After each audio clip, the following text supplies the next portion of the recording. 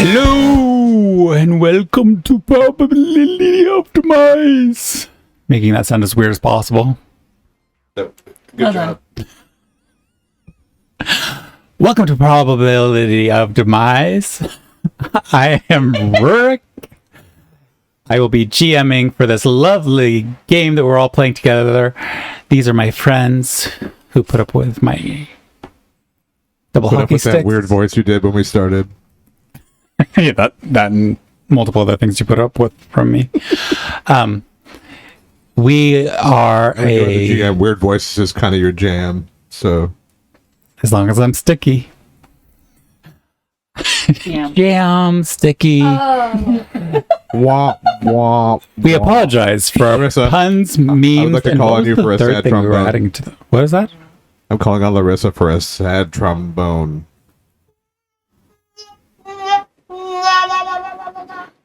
Yeah, I feel like you gotta get closer into that again. Yeah, take 2. Take 3.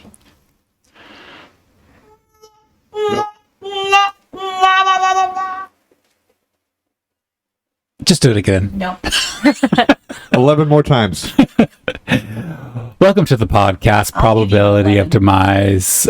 We clearly are a mature group of tight-knit friends. Definitely wanted to invite you to join us. We are switching to a summer schedule starting June 18th. So we're going to be on Saturdays. We are going to try to bring in some guests and change things up and have a little bit of fun. And then for most of the summer after the 18th, we will be remote. And we'll see what happens from there in terms of our format, who's here, who's not here. They say as they make plans to leave while the rest of us stay here, so. It's just, I'm trying to be a substantive reason for relocation. Okay, never mind. So we are playing Dungeons and Dragons in a world of our own creation. So this is definitely homebrew. I have lost all the lines from before. Our writer is going to write me a script one day. Not homebrew. And otherwise, having a blast and doing cool things together. This is our pod we met during the pandemic. Oh yeah, pod. We met during the pandemic. I did say we apologize in advance for our memes and puns, but there was a third thing that we added. What was last time? Puns and swear words? I don't know. No, there was a third thing last what was the time. third thing? As you can tell, we all have great memories. Yeah, solid. I have to Which character am I again? What? So which character am I again? Oh, yeah, I'm getting focused here. So, going around the circle. I'm Tanzanite. Hi, I'm Jess, and I joined the circus, but I'm back now. And, yeah. Okay, so who are on you? the beach and, I'm Bonnie, and Imagine if somebody were to tune in right on this one for the first time. Oh my god, they'd be so lost. And what the fuck are with these okay, people? do you want to do real intros? and I'm not real. So, I'm Rurik, I'm the GM. This... Hi. Right, well, I'll let you do it. Okay. Hi, I'm Larissa. I play Trixie. I'm Jessica, and I'm Tanzanite. I'm Jason, and I play Asher. Awesome. So, Awesome. transitioning over to our other stuff, like announcements. Larissa.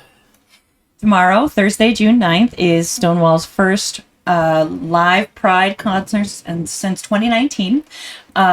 We will be doing show-stopping choruses from Broadway and opera. So if you are interested in coming, we will be singing at 7:30 p.m. at Church of the Holy Apostles in Chelsea. You can get tickets at stonewallcorral.org/buy-tickets. Tickets range from $20 to $50. If you buy online ahead of time, then it's cheaper. Otherwise, I think there's like a $5 more expensive at the door.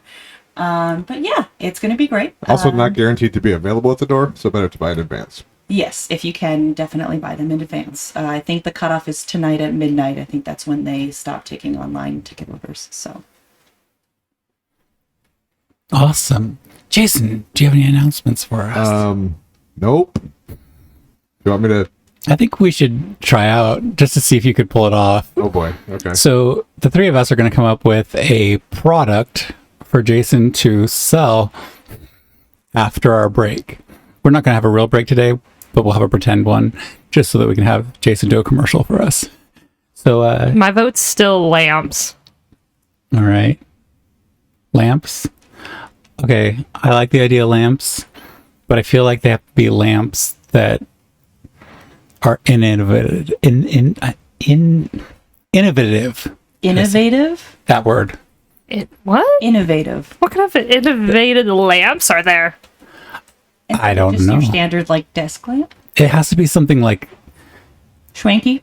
shrink. Yeah. Just like High tech? or super low tech. What if it was the opposite? Never mind. A torch, Yes. like with a wall sconce. We're literally bringing back the oil lamp. All right. And are you ready for that later? We'll figure it out. All right. And Jess, what is the word of the day? The word of the day is smoothie. A smoothie. If you have to eat on the go, but you still want to eat healthy, eat a... Smoothie. We've been enjoying how Jess says smoothie with a V, smoothie, all day. Smoothie. It's so fun if you have to explain it. I'm not convinced that wasn't fun. I've learned recently I change words a lot. Sorry. Right, I change my underwear a lot, so we all have changes. I don't. Oh, yeah. It's not because she doesn't just change kidding. her I don't wear underwear. She underwear. doesn't wear underwear. Commando. I'm No making stuff judgment. up. No judgment. That is entirely a valid choice. I wear underwear. No, Me too. that's the sweat. Ooh. Yeah. I mean, there's not much underwear, but there's underwear. A thin triangle piece of fabric. Check out our Facebook page at Probability of Demise for pictures of Jess's underwear. That's me. I made that up. Only fans for $10. And bam. Oh, no, it's our Andy fans. Okay. My So straw I've been doesn't work. experimenting with audio things, and I think I'm gonna have to switch this back over because it's driving me nuts. Yeah, me too. Okay, so I'm gonna, while we're live, I'm gonna mess with our audio. Do it. Testing. It's still weird. Yeah. Give me a second. Okay. Testing. It's still weird. All right. Are we there yet? We are there. I just need to put it back on to our hearing. There we go. Hey, that's better. So hopefully we'll still be able to hear our theme music, and we're going to be turning that up just now just to test it, and then we're going to get started with our game. Yeah, there we are. So without a delay caused by technology, I was trying to give us a chance to hear what we actually sound like on YouTube, because it's very different from what we sound like in the room, but there's a nice audio delay that messes that all up. I don't mind it with y'all, but then when I start talking, Yeah. It actually made me slow down what I was saying so too. that I could make sure I was saying the right thing. And then I had 4-syllable words, and I was like, I can't say it. It's like when you, those like jammer headphones. Yeah. When people try to talk. Oh, yeah. I was Do it because it's... I know how to say innovative, and I was Innovative.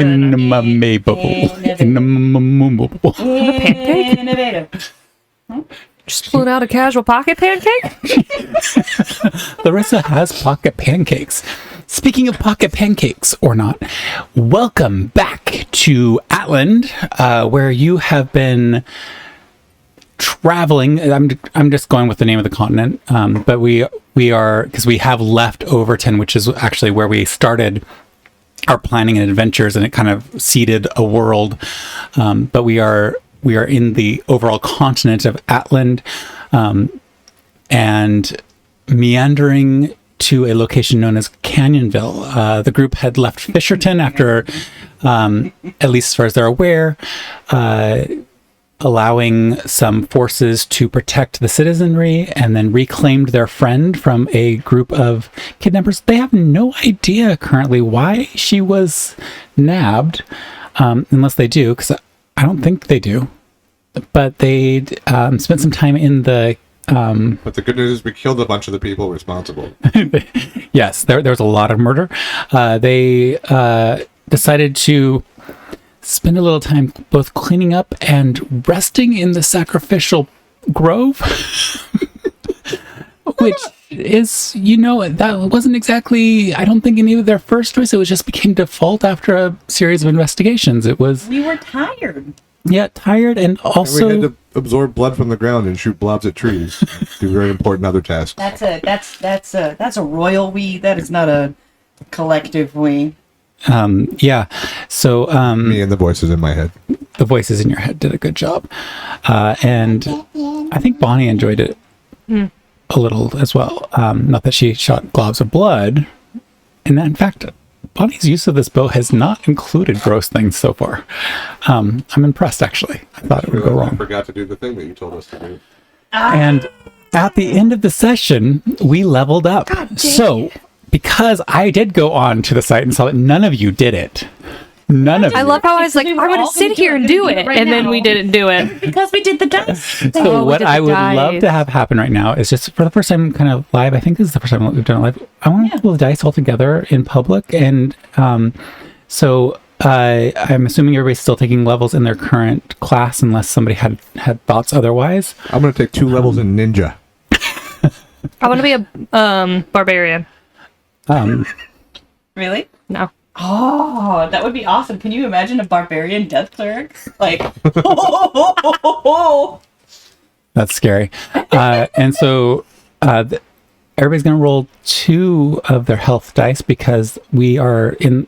I wanted to move this campaign along a little bit more quickly. It's like it's early days of this post-apocalyptic space, and they are individuals who are showing unique promise in terms of the new talents and abilities that have been out there. So every time we've leveled, we've actually leveled 2 levels. So they will now, at the end of this, be level 9, I believe. So click, clack, are you rolling first? The double D8s? yes. Did you get double 8s? No. No, but she got high roll. I did get a high one. That was an 8 and a 5 for her Why am I health. locked That's out? rocking it. So, who's ready next? Sweet bardic powers. Too bad you can't get inspiration on your own hit dice.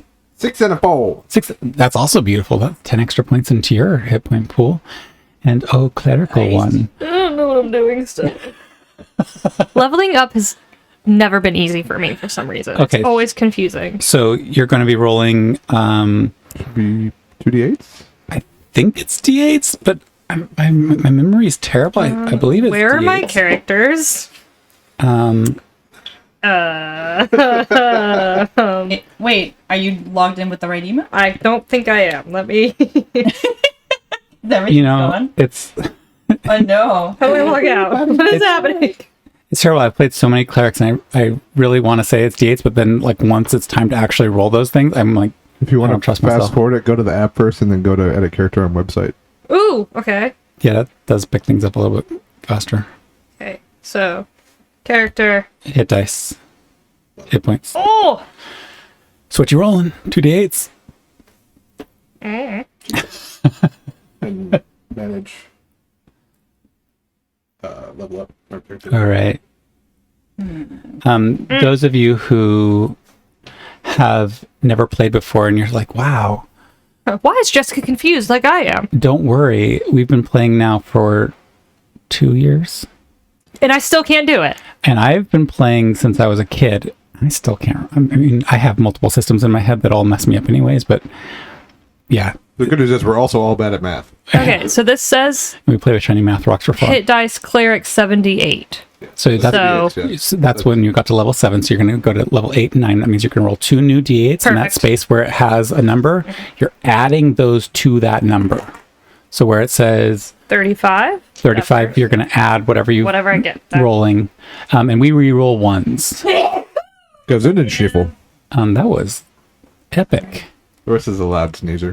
Is it this one? It's a lovable No. trait. It's a levelable trait.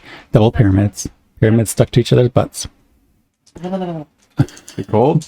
No, I got goosebumps from sneezing, and then So 7 and a 3. All right.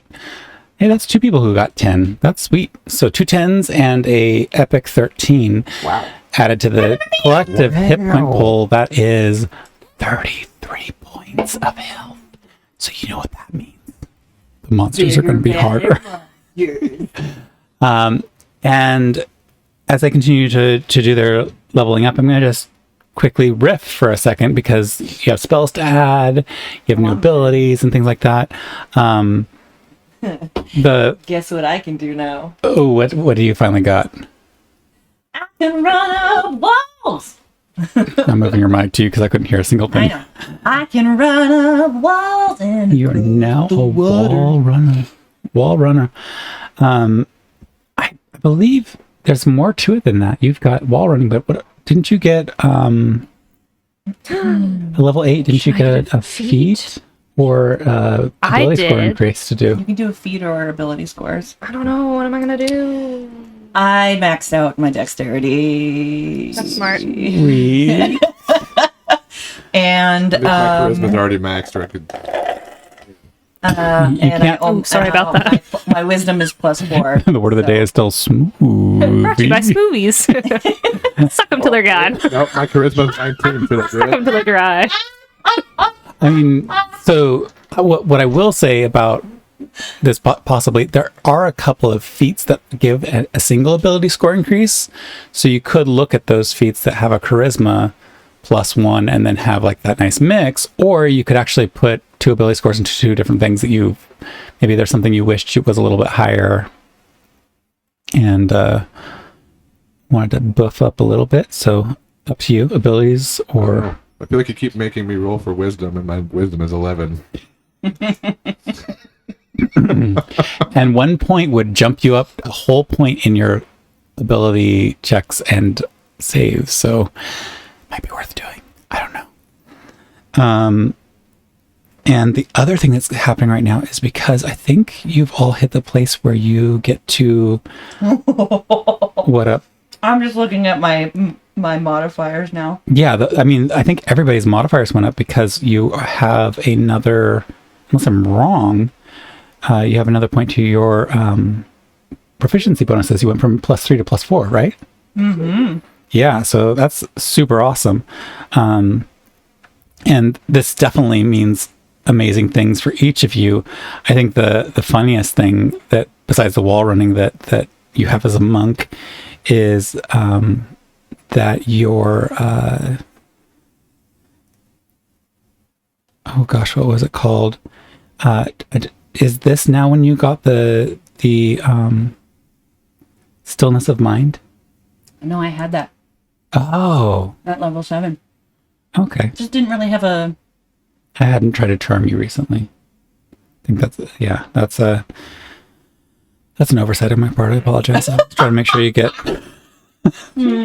hit by that a few times. My level 8 perk or level 9 perk is Unarmored Movement Improvement, which is you can move along vertical surfaces and across liquids on your turn without falling during the move. It's such an awesome bonus to everything. And I think this also bumps both of our casters up to another tier of spells. Possible. It does. Yeah. I get 5th level spells now. Yeah. So Hang on, there's what's a your- whole host of things there. What's your persuasion modifier now? I don't know him. The other fun thing is, Still 10. I don't know if this happened this level, these 2 levels or before for our cleric, but she now has Sentinel at Death's Door, which is a reaction. And it's always nice to have fun little reactions. Basically, anybody she sees within 30 feet who suffers a crit can turn that into a normal hit. Nice. And Help me remember, folks. any effects triggered by that critical hit are canceled. She gets that 3 times per long rest. Wow. So she might need to remember to use that. And then she also has potent spell casting, which is, I don't know if that's just all spellcasters, I can't remember, but she gets to add 3 to the damage she deals with any clerical cantrip. Now we use D&D Beyond as our tool, so it will automatically calculate that out for her, but that means your cantrips are keeping up with your other spells, which I find very, very cool.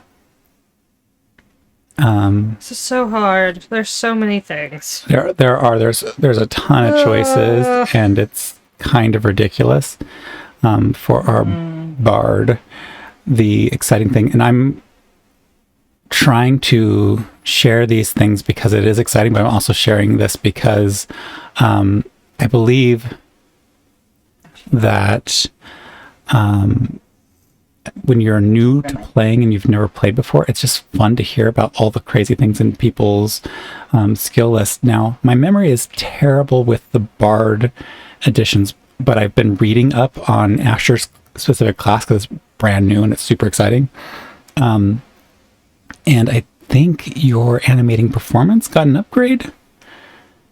Yes. It lives for an hour, but doesn't it get something else right now, or is that just in my I'm in the middle of spell list right now. All right, cool. And then he also has a thing. I think he's had it for a while, the counter charm, and it's basically for an entire round. He has to use an action to do it, but for an entire round, he gives himself and friendly creatures, that's y'all that are within 30 feet of him, that can hear him, advantage on saving throws against being frightened or charmed. So you've now reached a point where charming is going to be a lot harder for my creatures and monsters. So those are all fun things coming up and interesting score increases in the wild. I'm going to go ahead and give us an auditory pause while they finish this. Me. Boo. Bye for a minute.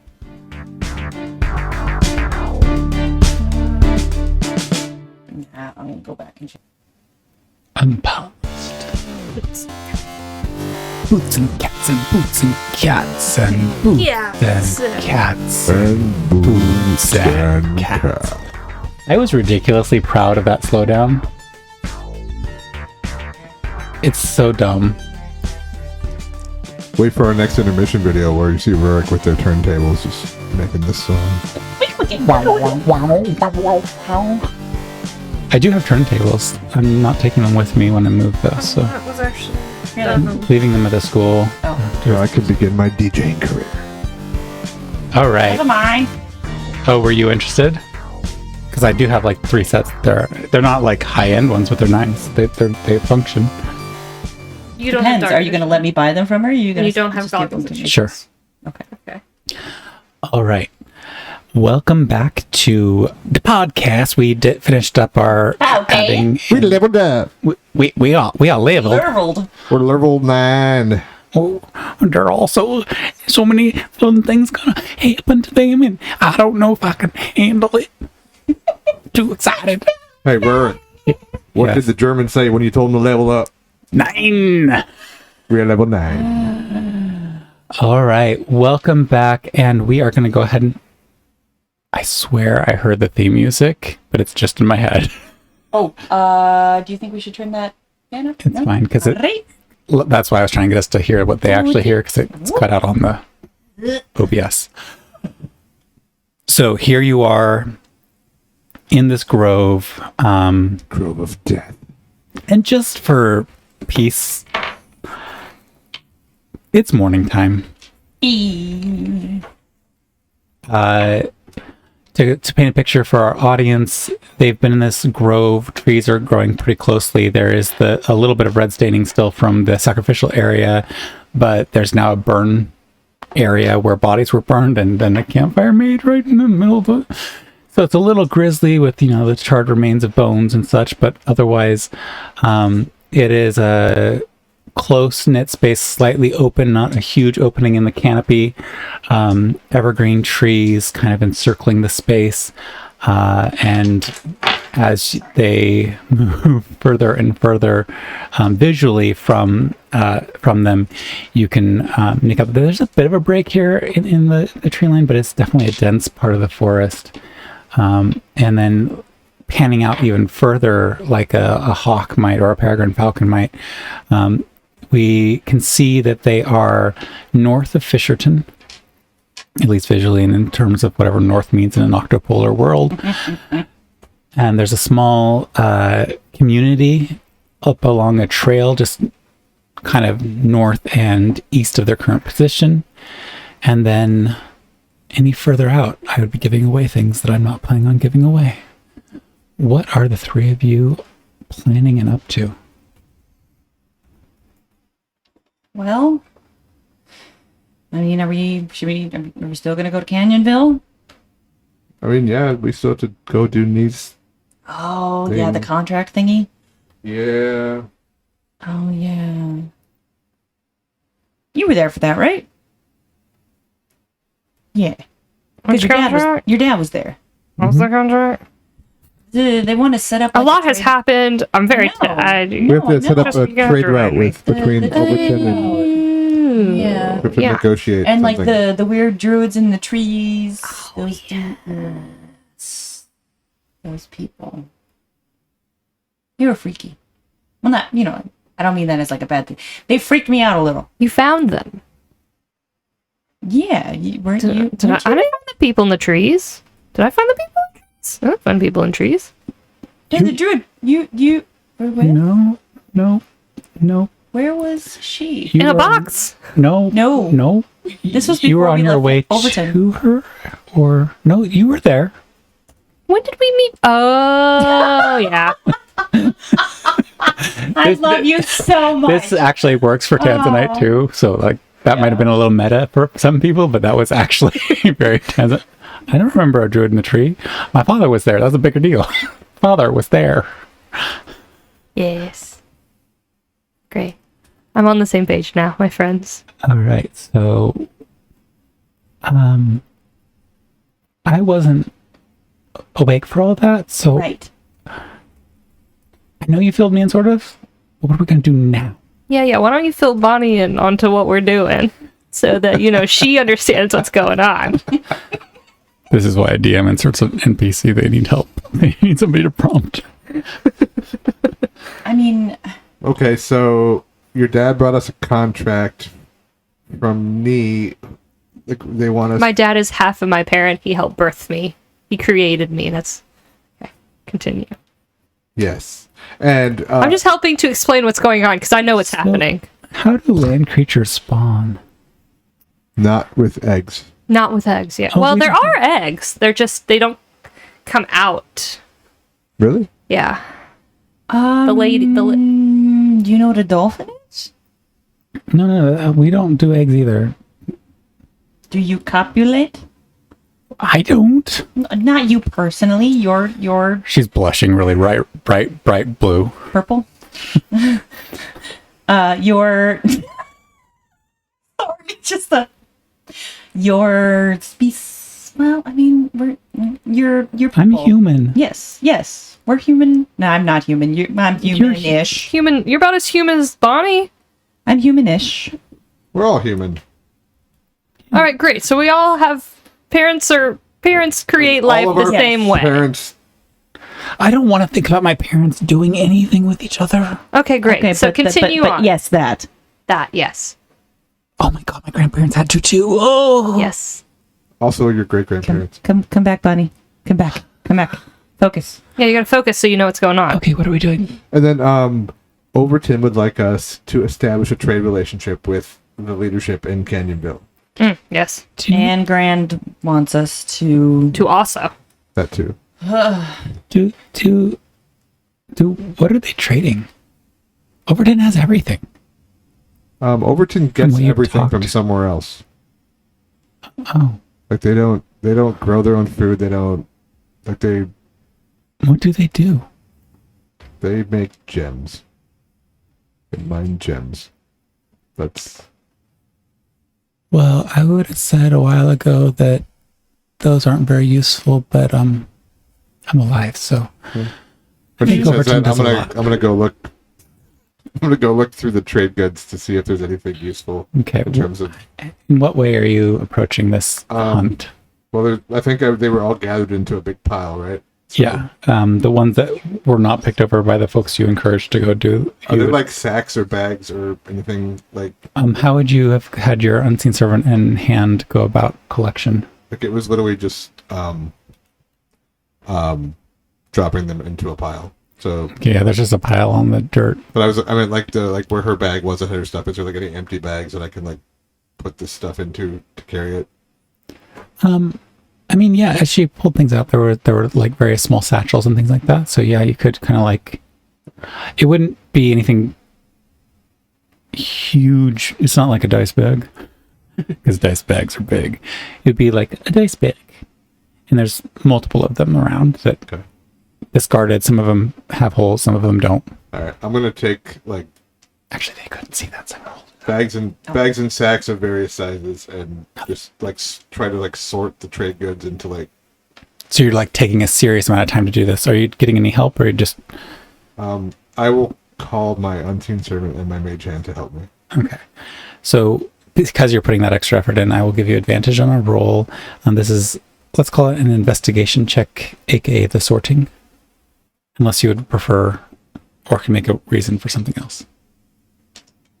Sorry, what is the check? Investigation. I got a 5. The other one was a 3. That was with advantage. With That's even right. 5. So 5, 8. I got an 8. I haven't found shit.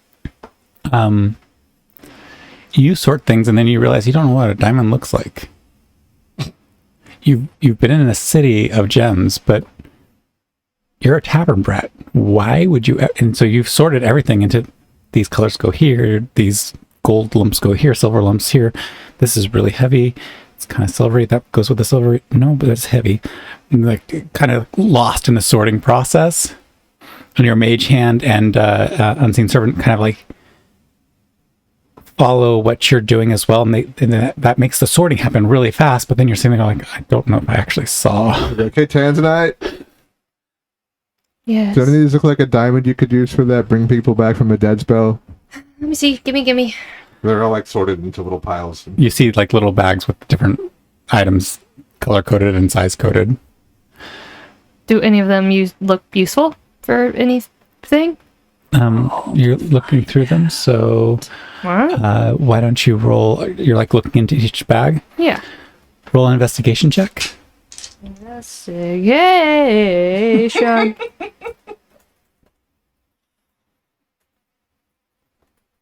How is that so low? Yeah. 6.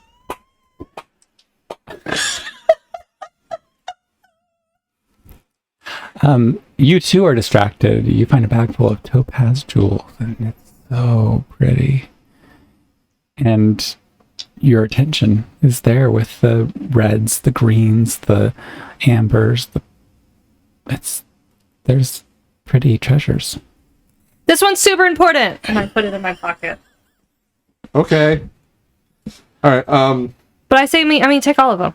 Okay. You never I'm know. gonna take all this stuff and put it like on the little cart that we were gonna steal.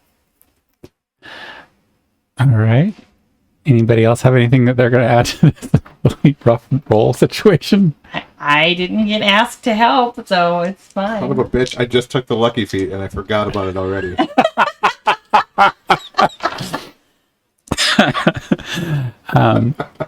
All right. Okay. So, you kind of trying to figure out where you're going and how you're going. Let's push on to the village. Are we gonna keep doing what we did before, or are we all just gonna walk? I think it's like walking distance, right? Yeah, from your flight location as you had landed 2 days ago now. Hey, Bonnie, how far away was the village from here? Because she was a flyer. Well, if we walk back to the road, we could get a little bit closer and then we'd have to walk a little bit, but it would just be a little bit. If we just walk straight, and don't run into anything. It should just be a day. Like, we'll be there before evening. So cut through the woods and it would take less time, or go to the road and it'll take more time. Maybe we should go to the road if we're going to pull this cart. Yeah. And I mean, the only reason we were trying to, like, hasten was because we were trying to catch them. So I think we're good on the road. Okay. What do you think? Tansy? Sounds good to me. As Tanzanite is neck deep in her new spells and channeling and trying to figure out all these different I'm things, still learning. she just kind of follows the two of you. Who's handling the sledge?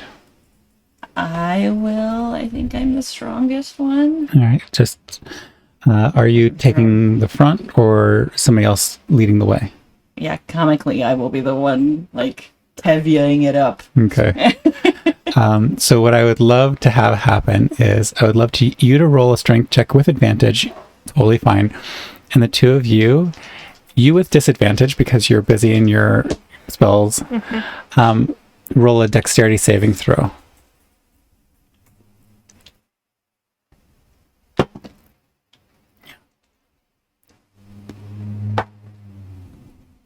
$19.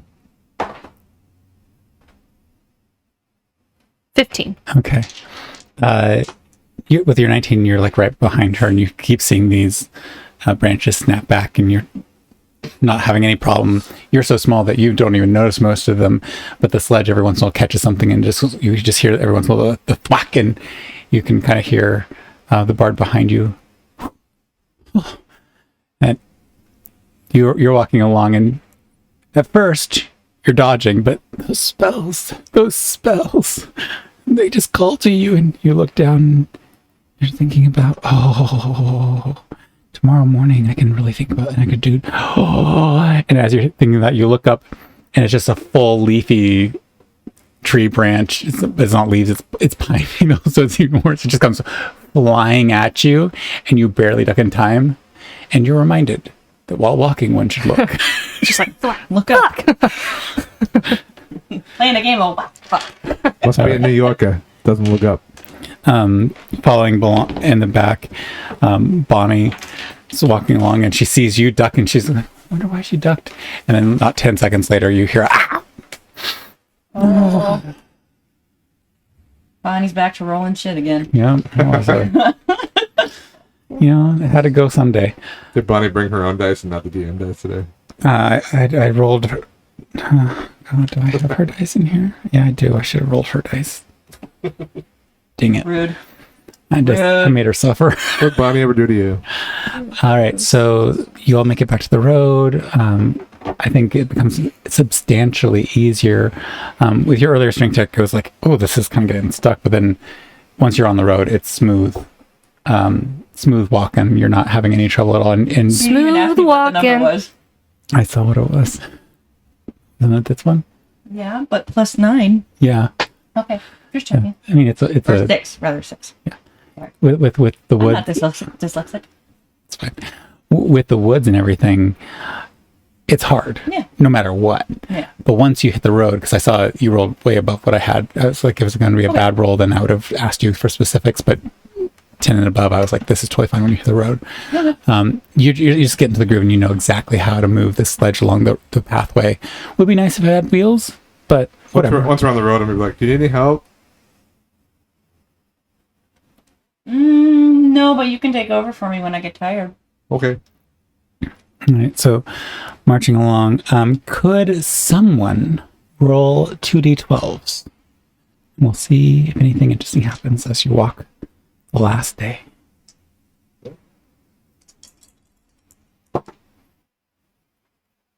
Seven and a 4. 4 and a 4. So 11 total.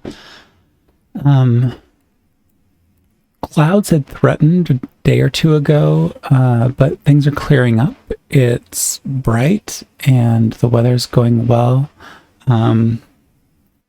You hear birds singing, and it is a great day to be traveling. Every once in a while, a lone cloud will scuttle across the sky and give you a temporary reprieve from the heat of the sun and chill you just a tiny bit. and then as it moves away, you get warmed back up again. It's Quiet. magical. Too quiet. No, I don't trust you, so this is fun. As Larissa, all I'm going to say is once the birds stop tweeting, that's when I'll start to Right. worry. Right. I'm going to keep an eye out just for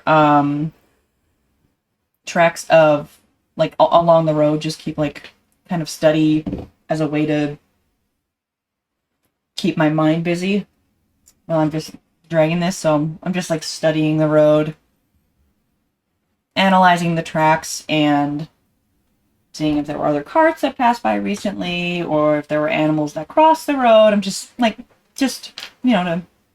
Go ahead and roll a survival check to see how much you're able to ascertain as you're doing this. No advantage or disadvantage, just a generic. Your debut. You have never rolled high enough to actually play with. Survival? Lecturing dice, part of Larissa's process. God, it's so hard to read. 13. Okay. There's definitely a crisscrossing of tracks. Age is just a matter of which layer, but interpreting layers is kind of the problem because these are not maintained roads. These are game trails that have been adopted by humans. Yeah. And it's any light rain washes out the tracks or deepens the muddy spots. There are what could be prints from 1,000 years ago in the mud, or they could have been from yesterday. And then they're crisscrossed with some cart tracks, so it's apparently there is some human traffic through here. And at one point you even spot ones that look very much like the sledges tracks. And as you continue along, that's kind of the tenor of this pathway / game trail. It occasionally you see that there's some improvements where someone took the time at a place where the stones were too steep in an area for the path and broke them down a bit and created a slight ramp. It's not great because it means it's extra work for you to pull up and over with a sledge, but it's better than having to traverse a rock wall.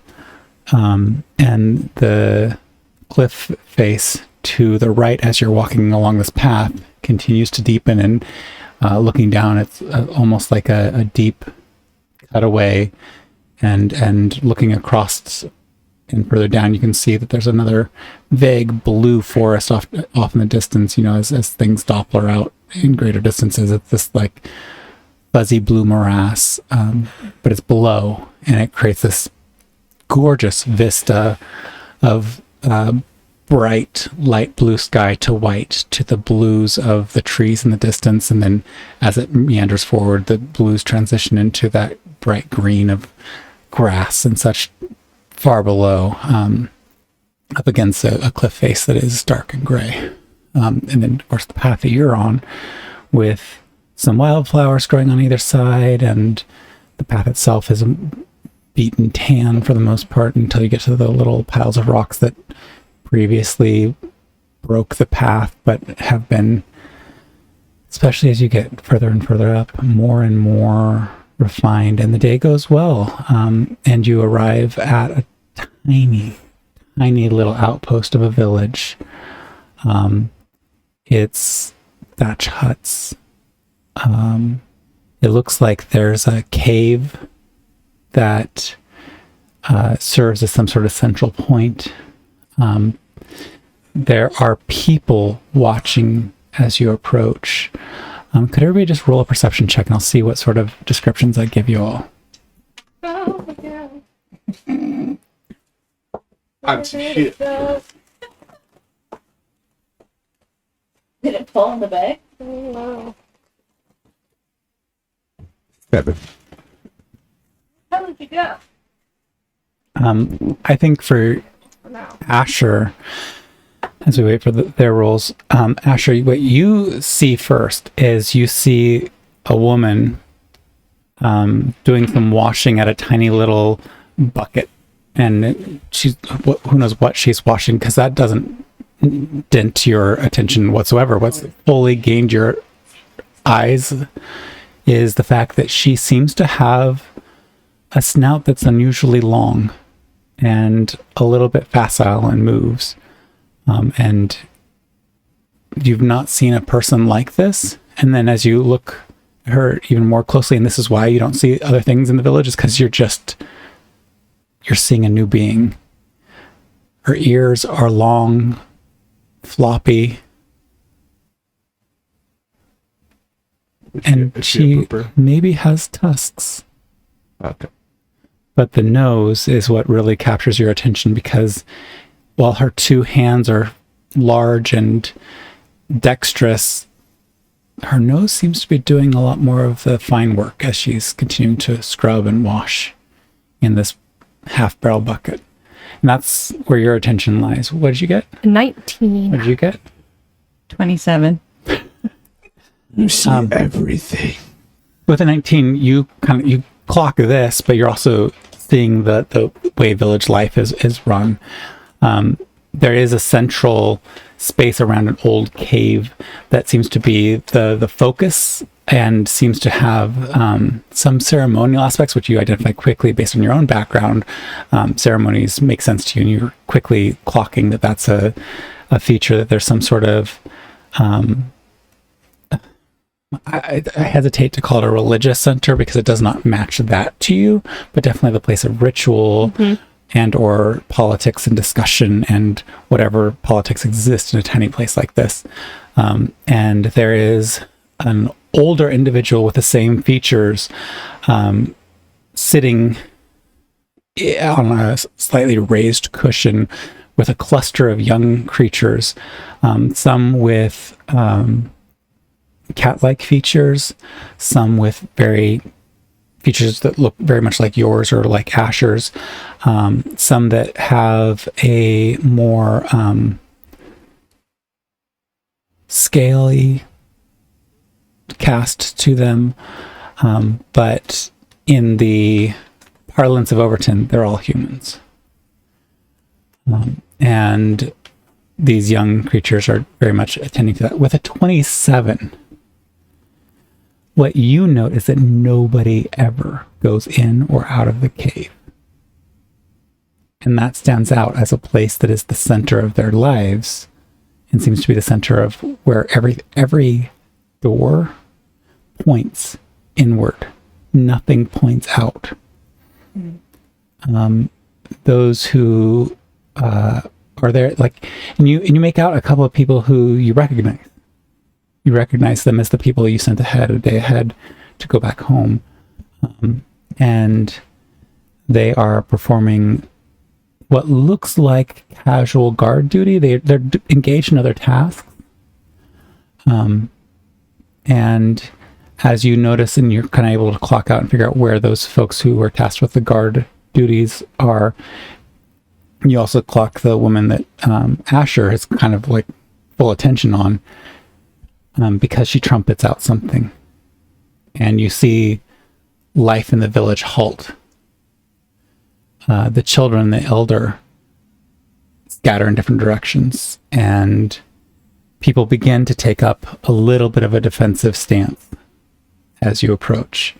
It doesn't look like it's high alarm, but it does look like there's enough of a reaction that these people are not completely pastoral and relaxed, but rather wary and as defensible as they can be given the situation that they have going on.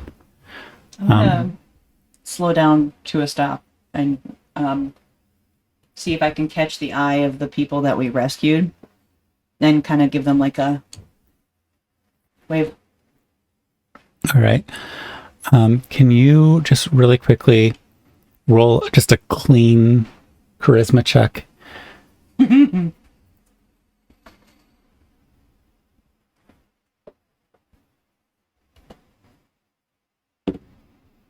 15. All right. one of them, the same one that was the youngest from before, notes you all, and as others are preparing, you see them raise their hand, wave, and then they shout something unintelligible, but it's clearly something they're shouting back over their shoulder. Anybody who wants to, go ahead and roll an insight check.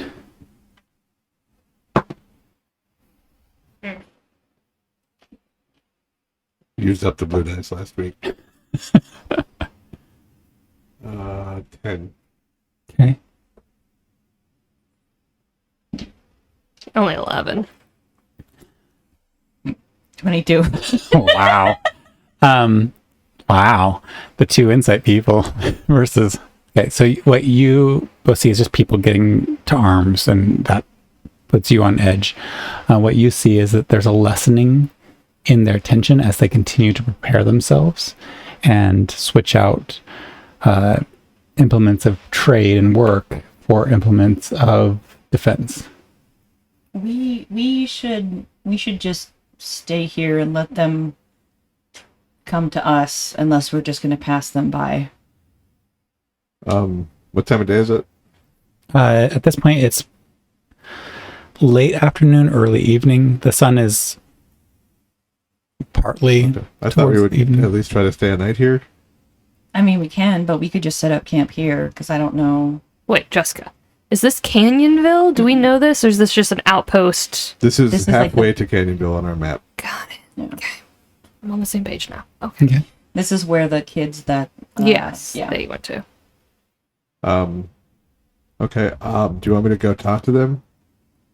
I mean, yeah, just I would make sure that, maybe leave the gun here, or, it's something for a show of good faith. I think they're a little wary since...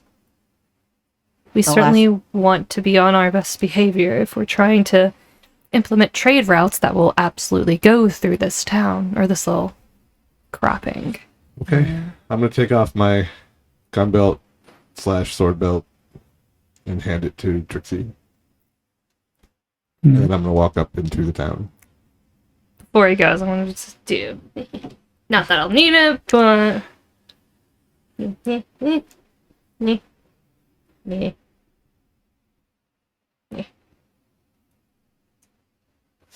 Just go.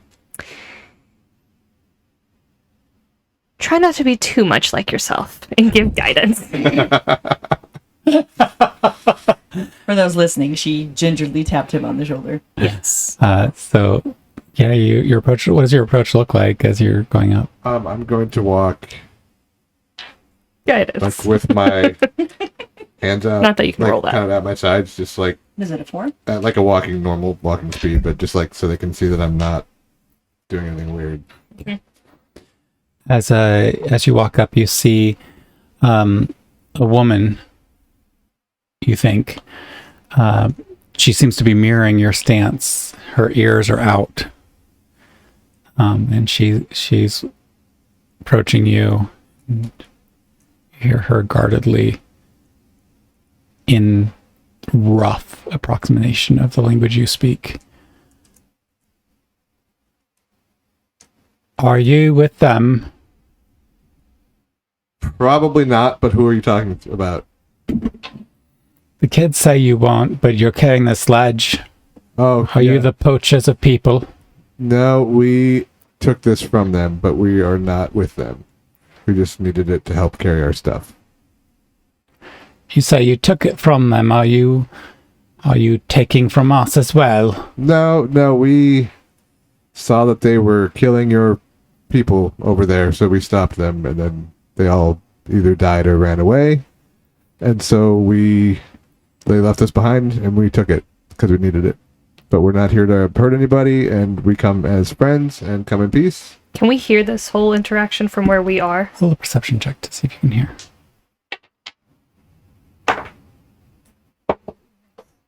7, right? It went up. We're actually hoping just to maybe stay the night. We can stay over there out of your way. Just safety in numbers, and then we'll be on our way to Canyonville. You're going to Canyonville. Yes. Dirty 20. You can hear. 23. 23. I'm going to teach you sign language just so I can get numbers from you. Yeah, you as well can hear. Well, we owe you, but we have some grieving to do as well. Okay. We were prepping for maybe it's right you're here too, and and she sighs, and you hear a little bit of it, like it's a natural mannerism given her anatomy, but you hear a little bit of and as she, it's not even high pitched like that, it's like a low flat, and the young, they seem to have liked you, and you brought what is needed for the ride, so come in, and I'll explain to the council. Okay. And you hear her kind of gather herself up again, and all right, to talk.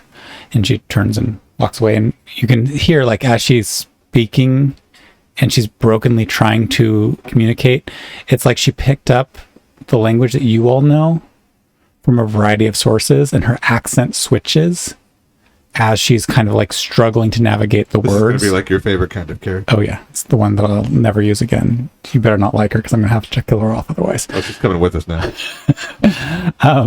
And she kind of goes off, and as she turns and goes, and she makes another noise, or in as much as you can tell that it's a noise, and you just hear this much brighter, and it's like, you know that there's something lower than you're hearing, but what you hear is basically a series of either snot sounds or fart sounds, depending on what you think you're hearing. But you can see that everybody else is reacting to something much more complicated. And she turns and heads back in to the community, and two of the young possible sacrifices that did not get sacrificed approach you and kind of welcome you in, and kind of gesture you to the same area where the elder was with the children, although there's no children or elder in sight right now. I'm gonna like just try to like wave to them to come up. Right, three of you approach. So yeah, basically it's the four of you and the sledge, and three kittens, being offered bits and pieces of food, and then activity seems to resumed in this space, and it's up to you what you want to do. This is kind of like one of those moments in a video game where you're set free within the bounds of what the video game lets you do. It's not going to let you into any of the buildings necessarily, unless you ask and gain entrance, but you have a village to explore and talk to the NPCs. So are there people on guard duty at like the edge of the cave? Like at the entrance? No, there's nobody guarding the cave. The people who were watching you as you approached, while they cast glances back in towards the center of the village every now and then, they mostly keep their eyes to the outskirts of the village. So that's it. That's without rolling something for it. If you would like to gain more information, I would need you to be specific, and then possible rolls might ensue. I'm just going to kind of meander over to one of the survivors and just kind of like do a chin jut at the cave and be like, I thought you were doing like, how you doing? no, doing like, what's up with the cave?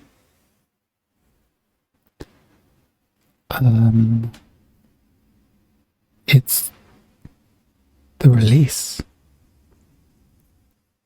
What does that mean?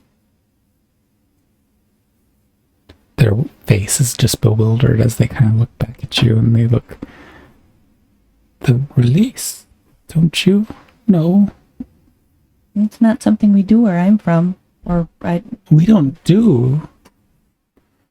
It's where what we hunt, and where we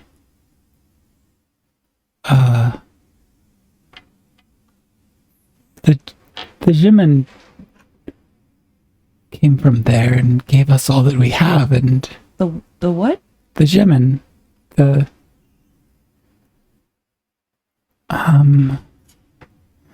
there's an older word for it, the pay caper. Yeah, the pay caper. You'll have to ask that. It's okay. I didn't really pay attention Okay. in the story circle when I was little. That's fine. I was the same way. Just curious. Yeah, Who would be the best person to ask? Can you point them out? see them kind of look around. Can One- you roll a persuasion check? I would like to add one that would be happy to tell us and not think we're trying. I'm just someone who would be happy to tell the story to strangers. Okay.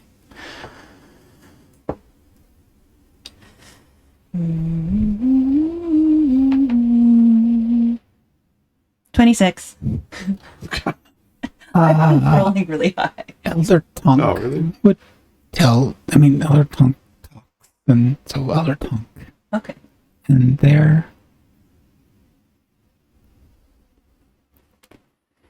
in the hut, Which and it's you can tell it's a language issue. They don't have a way of, and they just point towards a building. okay. Oh, thank you.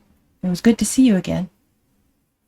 I'm gonna walk back to our group and be like, You kind of hear it as he goes away, just like the transition, and you can hear like a hopeful but also sad tone of voice, and then you don't know what the words are that they say, but it seems like both a thank you but also like a sorrow piece is attached to it, and they turn and they kind of go off and they go back to slicing some big yellow thing.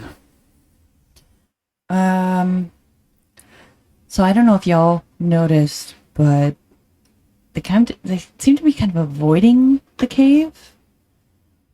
Mm-hmm. So I just want to understand why. I don't think we necessarily have to do anything. Obviously, it seems like, at least to them, the threat comes from outside and not the cave, but it's just kind of odd, and I may be sticking my tail where it doesn't belong, but might want to. I'm just curious. It would be helpful to be aware of their culture if we're going to, to let other people know, whether, like, if other people walk up and don't necessarily notice that, they might try to go in the cave. So, I'm gonna go over and talk to the elder that the younger one said I should. Does anybody want to come with? I'll come. The hut that they had pointed to, is that the same hut that the woman he was talking to went to, or a different one? Different one.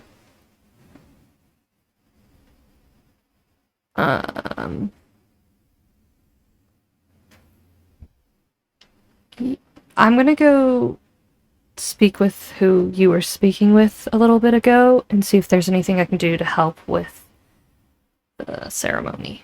That's good. Okay. So That worked y'all, well when you were missing and you were sleeping from poison. I went around Fisherton and I just helped people with chores and things, and it seemed to really help bolster our reputation in the town. So yeah, I think that's good to help out. great. So y'all go do that. I'm gonna go do that, and I'll meet back up with you. Okay. I'm gonna stay here.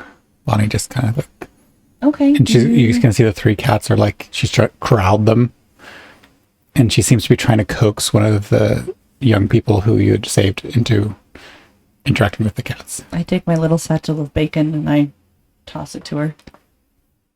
And positive reinforcement. That's working on me. Hey, that's limited commodity, so treats go fast. I know, just try to... I know how many are in there. That's all I'm saying. But you don't know how many they're going to eat. I don't. But if there's a lot less when I come back, or if they're all gone, I'm going to be very disappointed. I won't eat any of them. Please also don't feed them all of them. Save me like one. Just one. It's good to have in case of an Okay. emergency. No worries. Roll an insight as you give her the finger eyes. Nope. She's totally being honest. For our listeners, that was a nat 1. She's totally not going to eat all of them. There's worse things to roll in that one on. So Right. Worst things to roll. So yeah, the two of you head over to that hut. Can you just grab your poach? I'll follow up come with back. yours. Yeah. Wait, are you coming with me? Yeah. Oh, Yeah. okay. So wait, who's going first? Y'all. Okay. Y'all.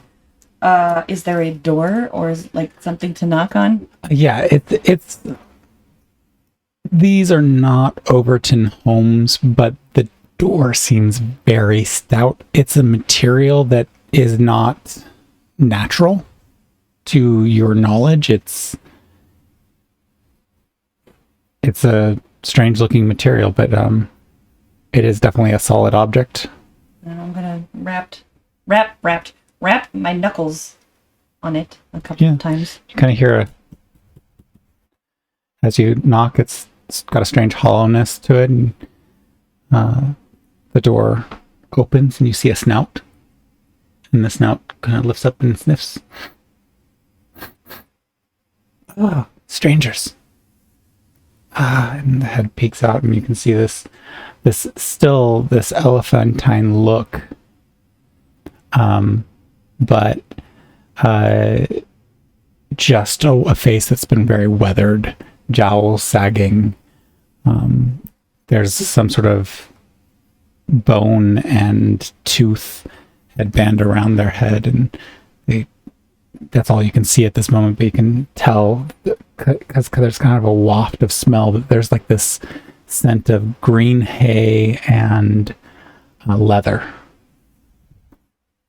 Are you Elder Tonkin? Tonk? Yes.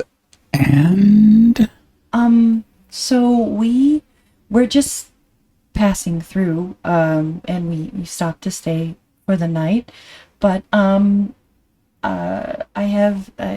made acquaintances with some of your younger folk, and one of them pointed us to you to give us a little bit, more information on your culture, so we can be, respectful of your traditions, and I noticed that, the cave seems to be an important part of your culture, and I wanted to find out more if you're willing to share. looks between the two of you. I give my most charming smile. We're kind of the for lack of a better word, it's not an army or anything. We're the vanguard for Advance party. Yes, for a group of traders that wish to establish trade routes with people along the way to Canyonville. So, To Canyonville from where? Overton via Fisherton. I heard of Overton in stories.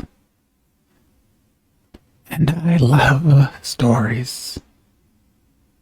Do you have approval from the council?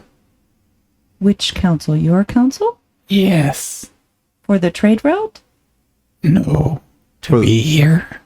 I think A woman said that we could come in, and she was going to talk to the council. So we just got here. I love rubbing their noses and come in, come in. And the door creaks open and you can smell that leather and green grass smell just grows more prominent. And they invite you into their space, and nothing like breaking the rules in your old dotage. Come on in, come on in. Thank you. And even as they talk, roll a perception check, both of you. Yeah, if I try to bounce out of it. Okay. I'm gonna change thing up. 15. 12. 15. Okay. You vaguely feel like some vibrations as every time they speak. Because you're a bard and you're sonically gifted, even though you're focused on poetry, you still pick up that resonance of something is happening in undercurrent. You even more clearly feel it, and it's almost like as they speak, they're also speaking, and two conversations are happening. But making it out for either of you is no idea. But you're invited in, and you come into their space, and it is a hovel of a home. From an Overton perspective, hay floor over what's probably packed dirt.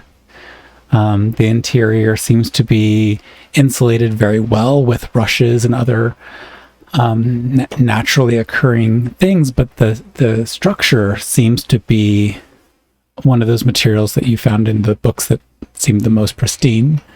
It seems to be that ancient substance that so many ancient buildings were made out of, that survived time until now,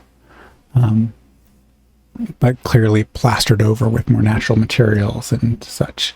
So the door creaking open and creaking close, everything just like it has that weird feel of what is essentially plastic. But yeah, you're welcomed in, and I'll trade you stories for stories.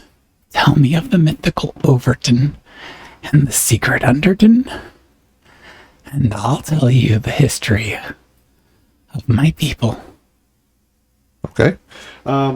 So we come from Overton. We actually grew up there. Our friend outside grew up in Underton. So I hope she visits me too. I mean, we could go get her. She's trying to see if she can help with the ceremony because she's well, in Underton, her mother is the head cleric of the or priestess of the religion that they practice in Underton. So she's like runs the temple, and those are the people of the, I don't know if I like them, but they're scary as all, and yet also the stories of their powers. Yeah, there's that. So I've often wondered if we were able to get past our taboo with regard to our own sacred space, if we would gain such. But better not to venture in places where the great beasts sleep. I see. Well, in Underton, they have Underton's also like a cave, and they have special water down there that some people think over generations has caused people to start to have, I think, what you just referred to as abilities. And yeah, that's actually over the years has spread to Overton as well. So it's something that's becoming not common but more common. But yeah, what would you like to know in terms of stories? I'm happy to share. Is it true that you have buildings that you built that tower over people? What's the tallest building in Overton? I mean, Nee's Tower is on top of a hill and is itself a towering structure of multiple stories, close to 20 stories. Oh, wow. And it kind of lords it over everything, whereas Underton is got pride in its depth. Nee's Tower is this Okay. skyline marker. Okay, so I'll be like, okay, so we have two versions of that. We have we have our resident wizard Nee, who's been there for a very long time. Some people say hundreds of years. I really don't know how old he is. But he has a very huge tower that that goes up to the sky, and that was built when he moved there, how long ago it was. But in Underton, they do the same thing, but they dig down. So they have very tall structures, but they work their way down instead of going up to the sky. Like they're dug in. It's like an up and down town. Or an over and under town, you might say. I heard tell of a wall that encircles all. Yeah, there's a wall around the town. There are her father actually runs one of the guard divisions that guards the wall. And Does your father so? Then does your father tan? My father's a soldier. What? professional fighter. A defender. Yeah. Like You have so many riches that people can just do the one job. I think mostly yes. It's we have. I would say that it's more that we have enough people than riches, but Yeah, not everybody's rich. There are very rich people in Overton, especially in Underton. Like I wasn't rich. I worked in a tavern. I grew up in a tavern.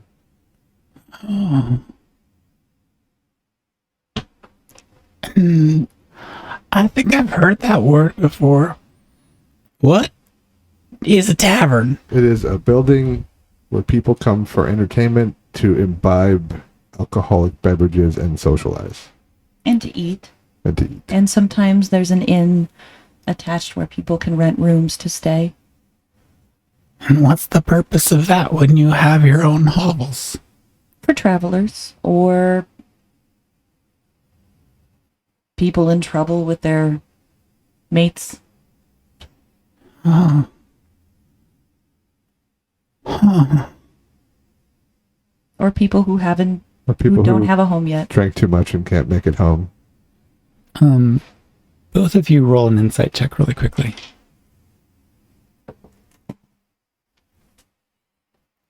$19? 13. 19. I'm not hiding it at all. Well, with the 13, that's the 19's even super higher. I don't even have anything for that high of a skill with this. What you speak of as you watch their expression seem like wonders to them. You've mentioned 3 things that has blown their mind. And you can see that they definitely have that sense of owing, that they've gained stories and now it's their turn in. Well, you asked about our descending. And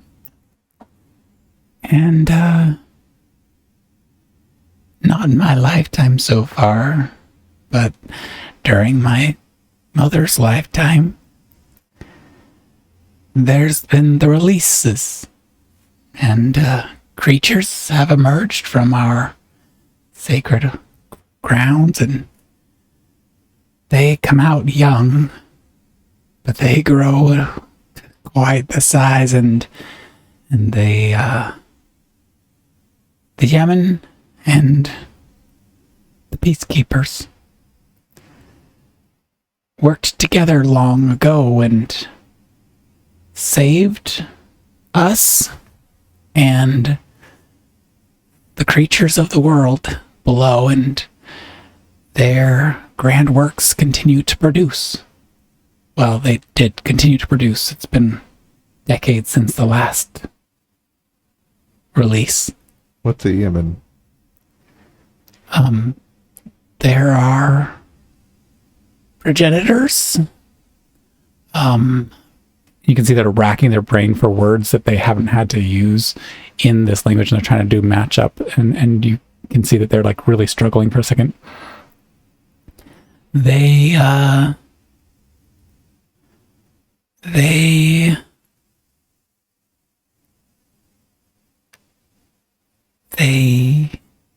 genomed us, and that's the genoming occurred, and we were the survivals. And my people that look like me are Specimen G. And we've chosen to let go of that name. It's not the brightest of names. Those before us didn't survive, and it seems that letting go of those ancient names helps. We used to know others, but what remains is, well, we call ourselves now the Lux. And there's also the Crux, which are the hairier versions of ourselves. And together we're the Luxodons. And then there are, I don't remember their ancient name, but there are the other people that are here who you may notice that they have whiskers, and they were part of the genoming. Mm-hmm. And the peacekeepers, what I think kids call them, pikers? I don't remember. I'm not honestly sure if Jimin and peacekeepers are the correct words, but those ancient gods gave birth to us and protected us and continue to release us. So, are people born around here, or did they come out of the cave? Oh, we came out long ago. And after us came several others, although they've disappeared. A few couldn't stand the cold of winter here and moved down lower. Some headed to Canyonville, which is a bustling space. They found some extraordinary things, although they don't understand what they found, I don't think. And others have, we don't have record, but as the Gemin would say, they're probably failed. I assume that it's forbidden to go into the cave.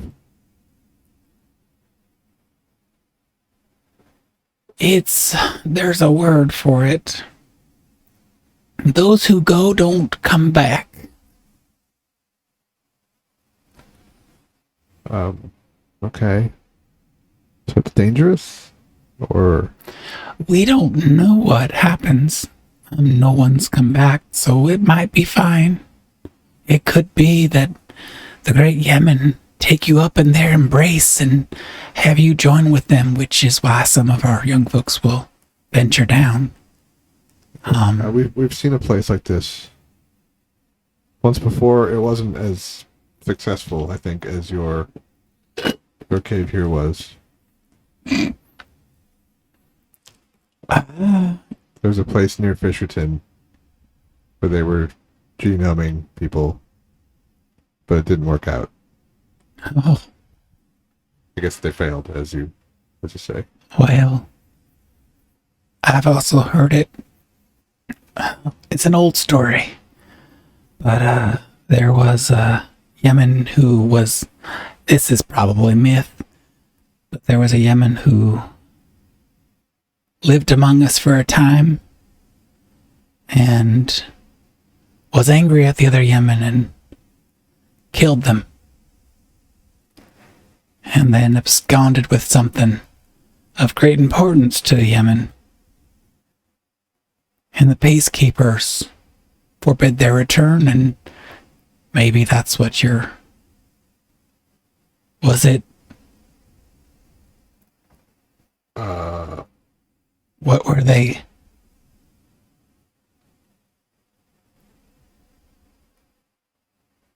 I don't want to say it out loud in front of you. Asher's thinking of what's in your bag, though. That we took from the mad scientist. I'm just gonna look at you and look at your bag. And then Well, it there's some sort of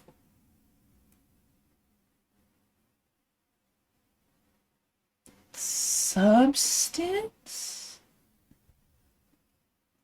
that seems to be in container. That seems to be contained in past ancient chests. Kind of just spread out in random places. we've seen it underneath Underton, and in that, I guess we would call it a laboratory. I don't know. By Fisherton. It was a cave, and it was poisoning the water, but it wasn't killing people. It was changing Was it the people. holy symbol of doom? Can you draw it for me? No, I can do better. And she reaches over and pulls out what looks like an engraving.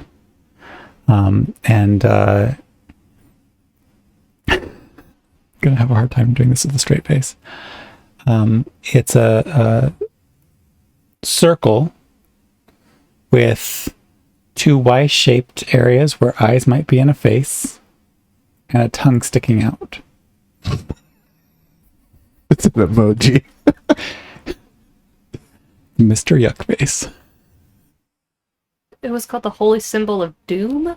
Yes, we're here. Jessica's asking Yes, yes. Okay. She said holy symbol of doom. And That's because our And note Larissa's asking, it's the radioactive symbol. Yes. No. No? It's the yuck face emoji. Like when you were a little kid, they would put that Oh. sticker on things to say that they're poisonous. Don't taste this. Oh, That one I've not seen that. no, I'm not familiar Is with the that. floor is the floor dirt or is it? It's dirt with above the dirt some hay, like packed earth with basically rushes. It's easy to move it around if you need to. I'm gonna just move some What about you? hay aside and just draw the radioactive symbol in the dirt and be like, this is the symbol that was there. Oh, we've seen that as well. And she turns again and she pulls out. This is the symbol of unending immortality, which is confusing to say in your language. It makes much more sense in ours. And she just holds this tiny little placard. It looks like it was like to us modern day humans in our player mode, not in our. It looks like a placard that you might unscrew from a wall, and it's the same Triskelion pattern. Where did that come from? Oh, when the last release occurred, some of the animals they came out quickly and they left a lot of detritus behind as they came out. Yeah. It's quite a token. 10 of our youths went down that season to find more and never returned.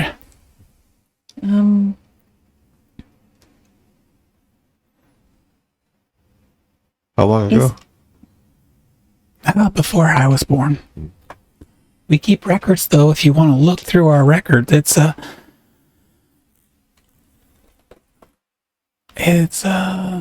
We try to document as we were told every release. Okay. Is this a good thing for you when releases happen? Oh, it brings more beings into our hunts and allows us greater riches. And Okay. we have a sacred duty to protect and help propagate. So they create or they genome them in the cave, and then they come out, and then they breed and repopulate up here, and then you hunt them. Do I have that right? Yes, but that is part of the protection too. I think it was called ecology in your language. We call it, and you just hear a big rumble.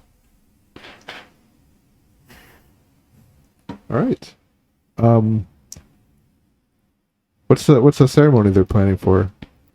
When you can't recover, you have to move on, and so we bless them to the Great Yemen and to the peacekeepers. So if you're like old and frail or sick, you go into the cave? Is that That would not make sense. The young can do that, but the old just would never be accepted by the Yemen. And when I go, I will lay out on the edge. And she gestures, and you can tell that she's indicating where that cliff face is. And I will let the Yemen take me. huh?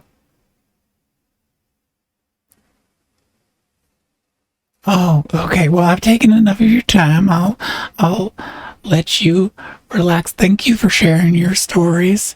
Likewise. And I love this idea of you called it a tavern? Tavern. Tavern. Tavern. I might want to do one of those someday. And you see them kind of just puttering. And I think overall you get the impression that this person means well, does well, probably takes care of their people well, and is also a great putterer. Yeah. You went to the space that was Before that, I would have wanted to grab, which I haven't really used yet, my quarterstaff and changed my headpieces okay. to just like a like I kind of feel like she was wearing like a bright shiny gold, maybe like a white topaz or something. And I want to have her put on more of a sleek dark one with like maybe like a dark emerald or something. Okay. So costume change Costume change. completed. Walking up to this other hut, you, as you're approaching it, are you being stealthy in this approach, or just walking up, or? Walking up, and then when I get to whatever the entrance might be, Yeah, it's another door. then I would knock and just say, "Hello." At your knock, you can feel like up until then you felt those deep rumblings. Out here, it's hard to tell where one's coming from, but you're getting the sense that this is some sort of communication that's constantly happening. There's conversations happening. They're happening at a level, a decibel below your hearing. And what you get is mostly these vibrations, but you can tell that there's ongoing conversation, and you can feel them stop. And you wait for a little bit, and then the door opens, and it's the same woman from before. And she, hello. I do not mean to interrupt. I merely wanted to express that I would be happy to provide extra hands or services for your ritual coming up. Do you know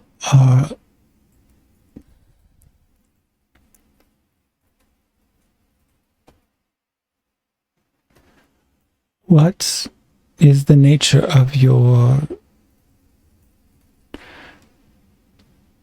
And she kind of keeps staring at this emerald on your forehead.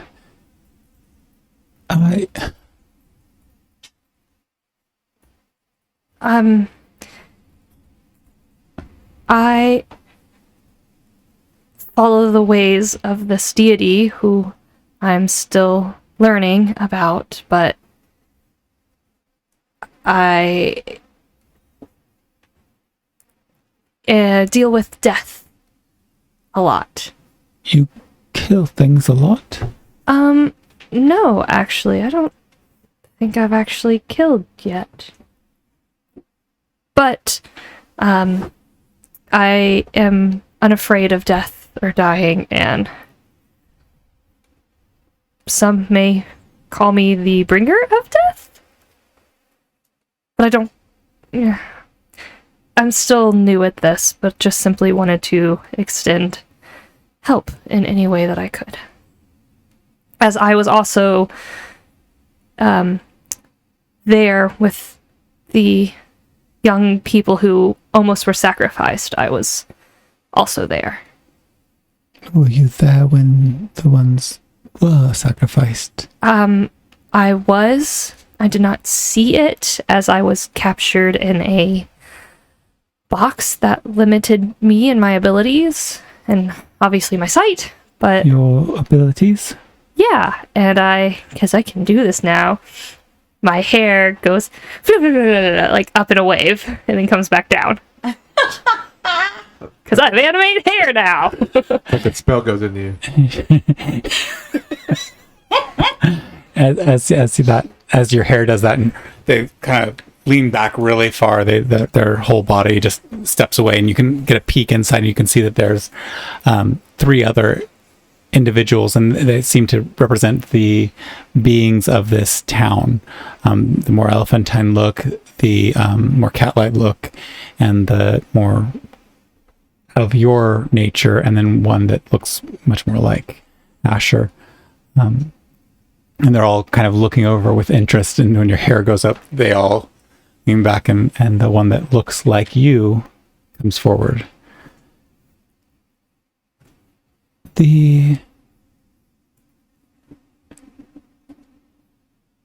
My people have stories of a people that we left. And we look, and she holds up her arm, and she kind of places it as close to you as you'll let her. And are we the same? We certainly look the same. I'm more brown than you, but there's a lot, and she kind of looks into your eyes. A lot of things that are similar. I also spent a lot of time not in the sun, so that could affect my skin. What do you do with your aged? Well, we live very long, so there aren't too many. It takes a while, but when they hit an age that they can no longer survive, we have a ritual where we send them off into the water. And do you agree with this practice?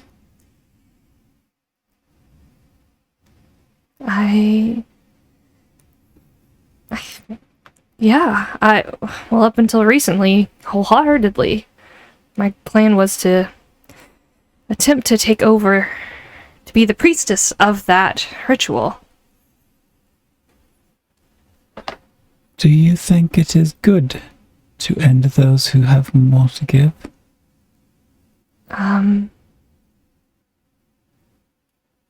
More to give? I guess it would depend on what exactly more to give means. I would have been one you would send on. And in the last 50 years, I have protected this place as best I could. And I've been around for long. We left when I was a child 200 years ago. My people were of your people. And the reasons we left make me wary of you. That is certainly understandable. Would you say that I am of low value? No. Would you end me because of tradition? No, I only want to aid in the process of death. I don't want to, at least I don't think I want to be the one that causes death. I'm still learning a lot. So you have doubts. Are there deaths that are good and are there deaths that are bad? Yes. Are there lives that are good and lives that are bad? Yeah. Yes. And what about those who should be dead but are alive?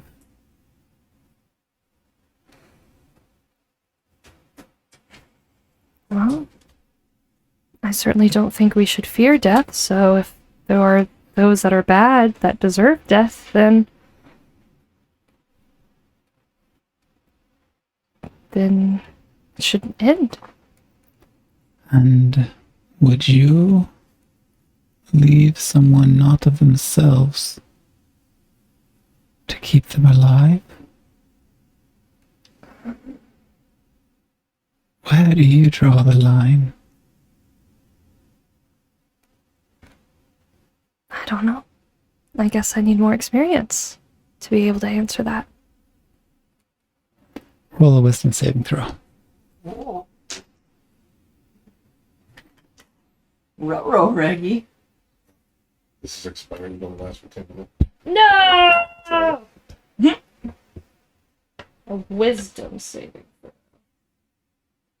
Okay. Oh, God. 10.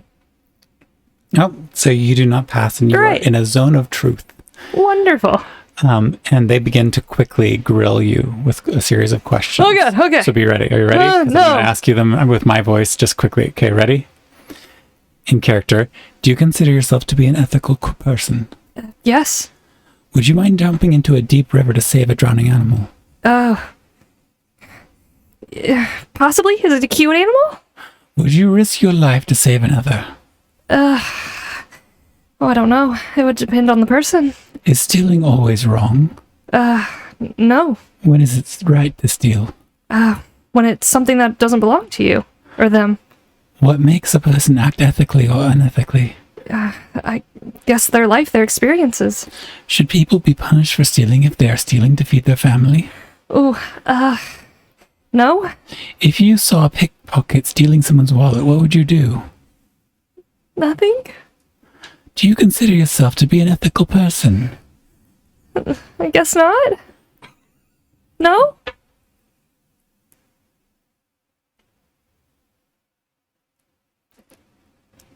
What is an ethical dilemma that you have faced? You can see that she slows down now. The spell is still up. And you have been compelled this entire time to answer as honestly as possible, even as your answers change because of the questions changing your own brain. Okay, so Jessica, so what was something What are some ethical dilemmas that you have faced? that I have faced? Dilemmas that she's faced. The wall. Bring your phone back. Such good ones. Okay. It's like Jessica's like, what the fuck has she done?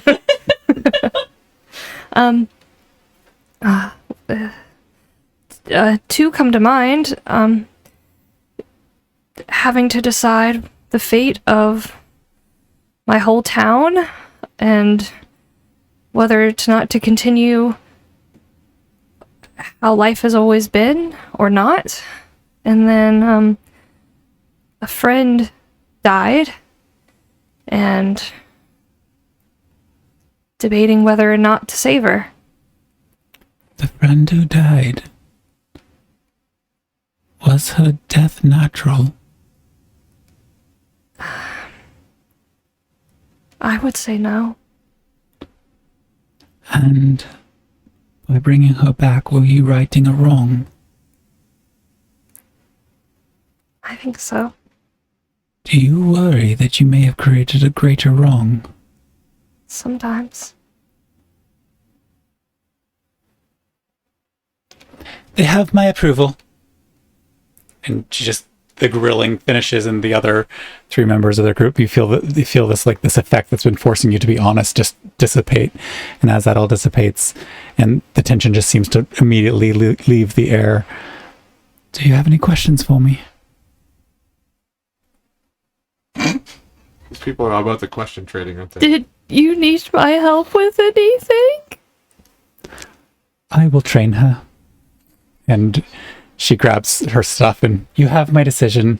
And she just grabs you by the cloak or whatever, and just starts walking you fast march. All right, we're gonna go ahead and take a break with that, and we will be back right away because we're not actually having an intermission this time. Ooh. And so we will see you very, very soon. I have to do the audio mixing, which is harder to do because that's fun.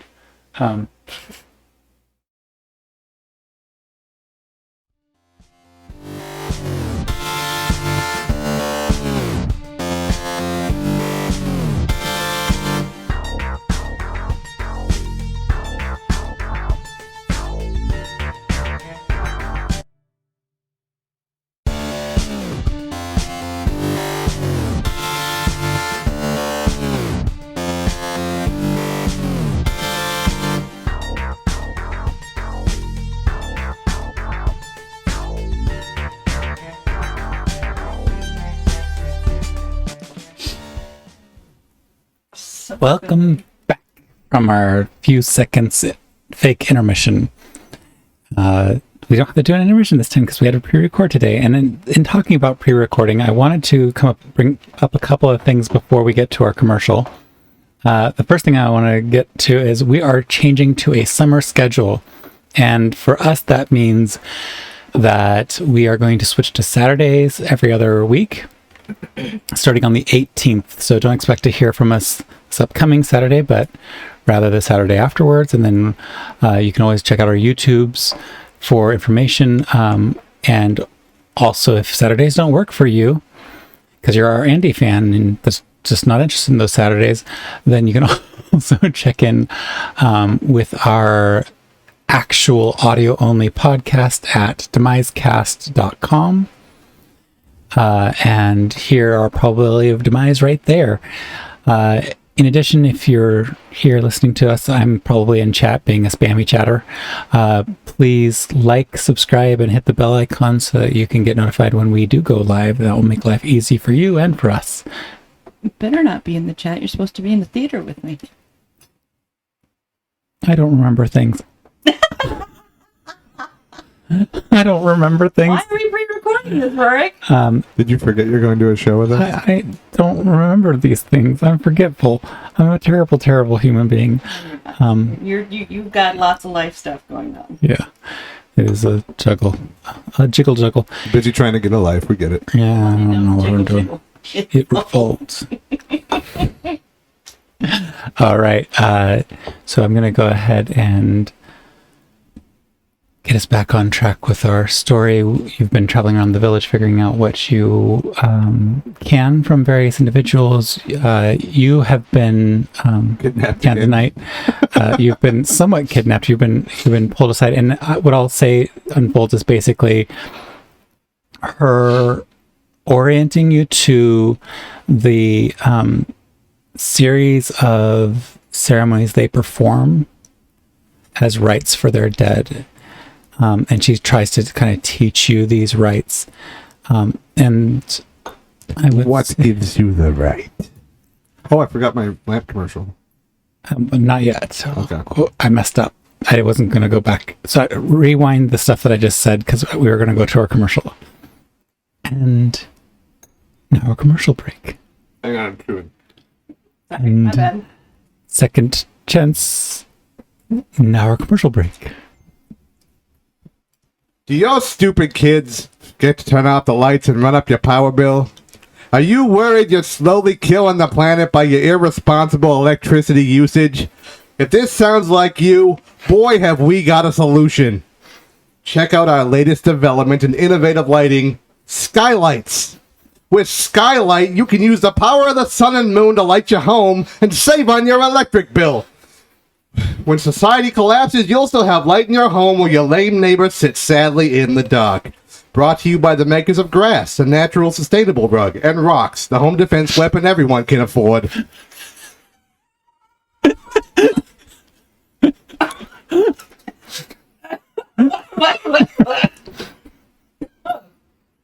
The home defense weapon everyone can afford. A huge thank you to our sponsor. Thanks to Skylight, our sponsor. All right. So now I'm going to be pull us back to what I unrolled and whatnot. But here we are. I think that was a good first attempt. That was awesome. That's a lot to live up to in the future if you say that's your first attempt.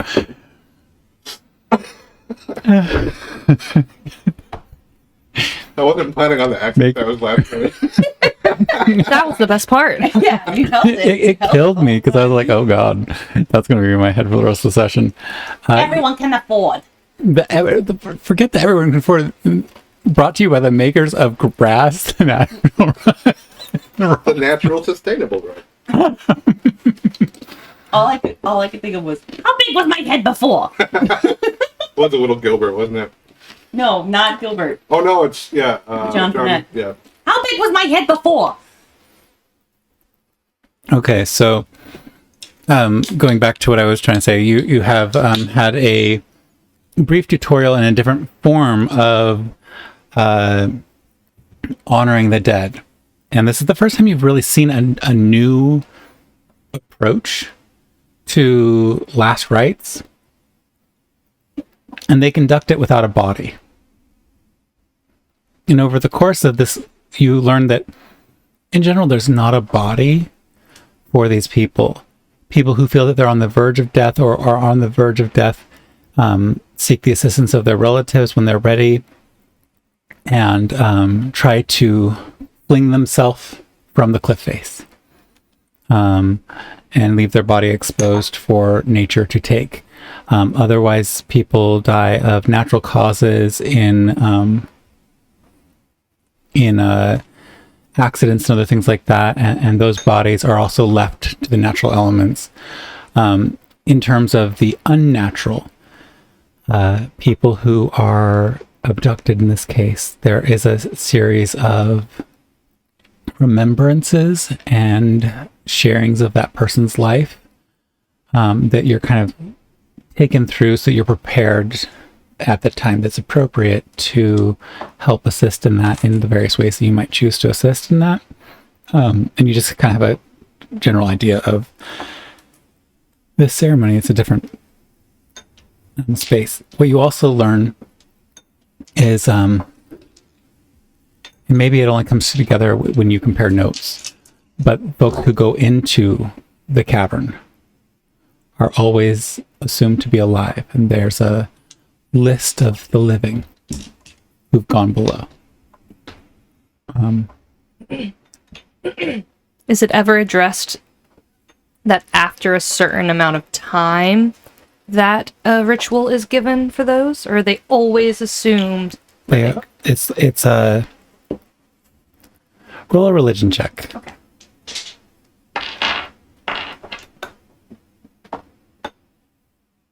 I think I have a new number for this. Have to relearn it. Okay. 18. Okay. With an 18, you get the sense that there's two parts to this belief system. Religions, like your own, are about becoming at one with the universe at some level. It's about either being at one with your God or with the universe, or just having a sense of self and place.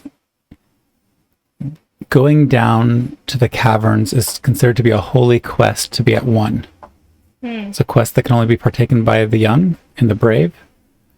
But by going down there, there is a little bit of a sense that, yes, they are no longer with the folk, but yet they are also with their spiritual space. And then the second part to it that you pick up is, by going down there, those who go down, if they are successful in the trials, if they make whatever is required of them, there is a kind of reincarnation that is expected to have happened, and that they are somehow giving to the wheel of life. And that is the belief of those who are in this village on the surface, in their isolation. And it's just very much, it's clear that nobody really knows what happens. I think I finally officially have my first dice for specific things. Hey. Oh. My skull dice will be my religion dice. Skull dice is the rage dice. Oh, wait. Oh no, I forgot to get barbarian. Next Darn time. it. What do you do for a living? I'm a barbarian death cleric. My name is tonight. I am the bringer of death.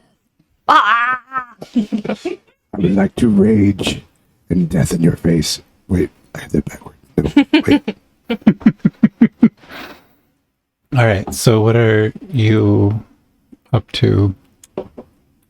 I would have left Tonk to their puttering.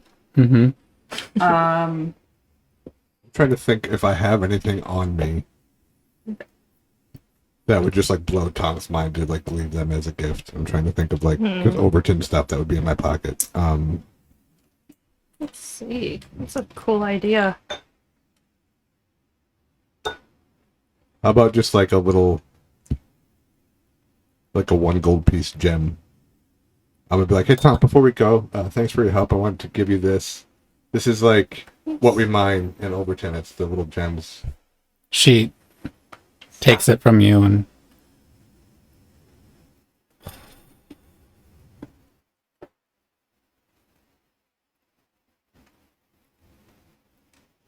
a treasure of Overton. This looks a lot like the treasures that the young folk brought back. Yes, the people that kidnapped them were paid in that kind of money. I figured it would be better to go with you. We told them to take what they could carry and bring it back for the village to use because that seemed fair.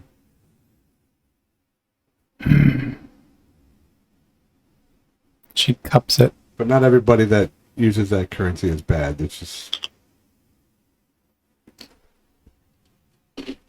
probably the people that were paid that money or looking to buy something in Overton. That's probably all that means. Better to keep this from them.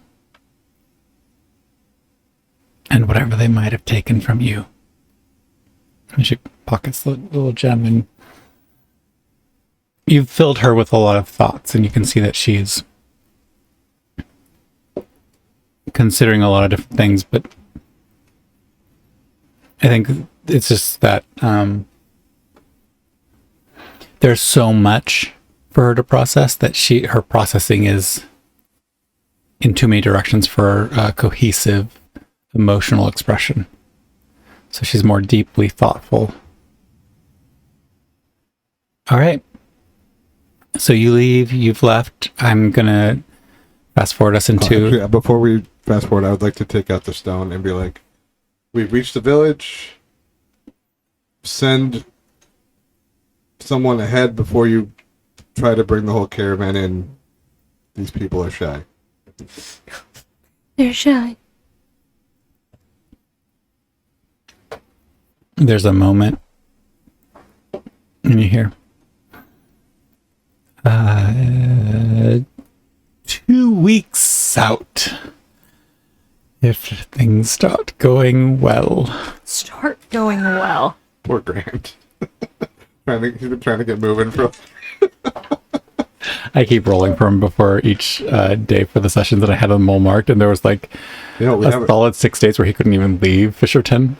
We haven't rolled for in a while. The dude.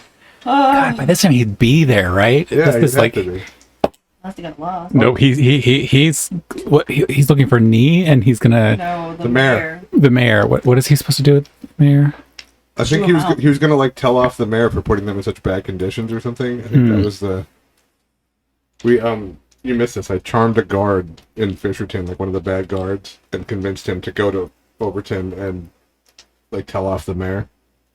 That's amazing. And we decided that even though the spell only lasts like an hour or something, we were just going to roll with it and see if he could. But Like if he continued to fail the He's spell. literally failed the wisdom save for like 8 weeks now. I mean, I have actually lowered the DC over time, but every time I lower it, the dice rolls get worse. This is terrible. He's full on toast. Sorry, selfish question real fast. With this new, like,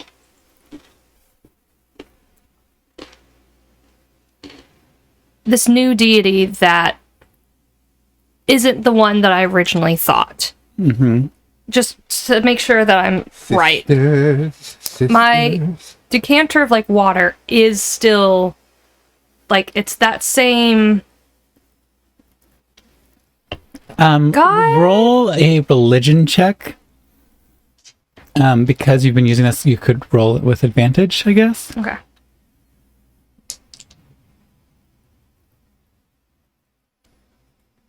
Submit 5. Yeah. So, oh god.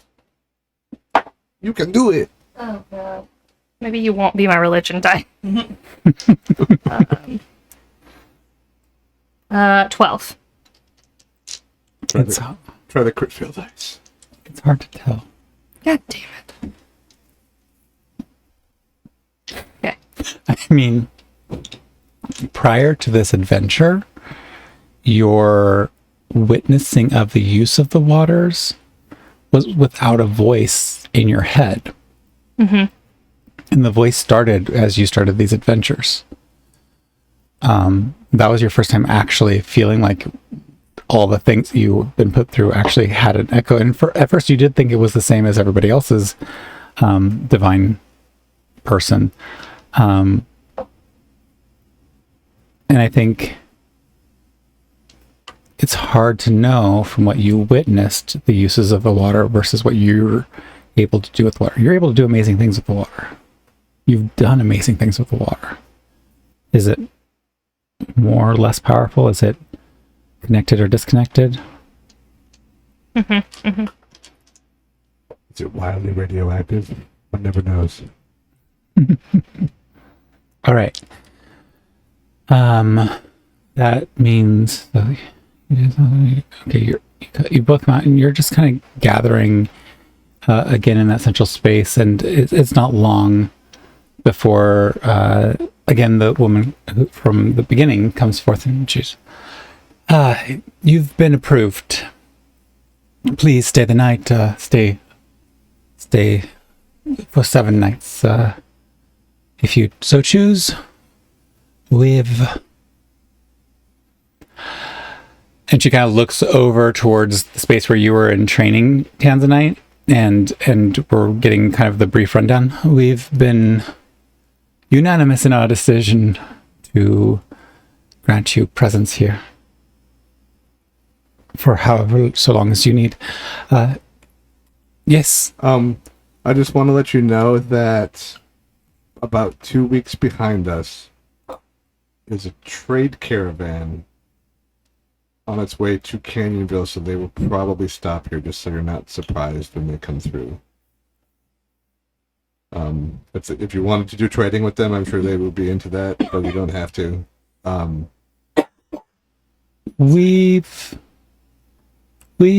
handle our own, and you hear a ton of deep rumbling. Everybody roll a perception check to see if you're able to pick up more.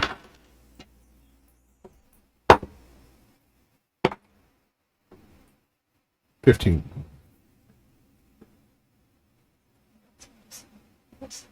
Oh, shit. 9.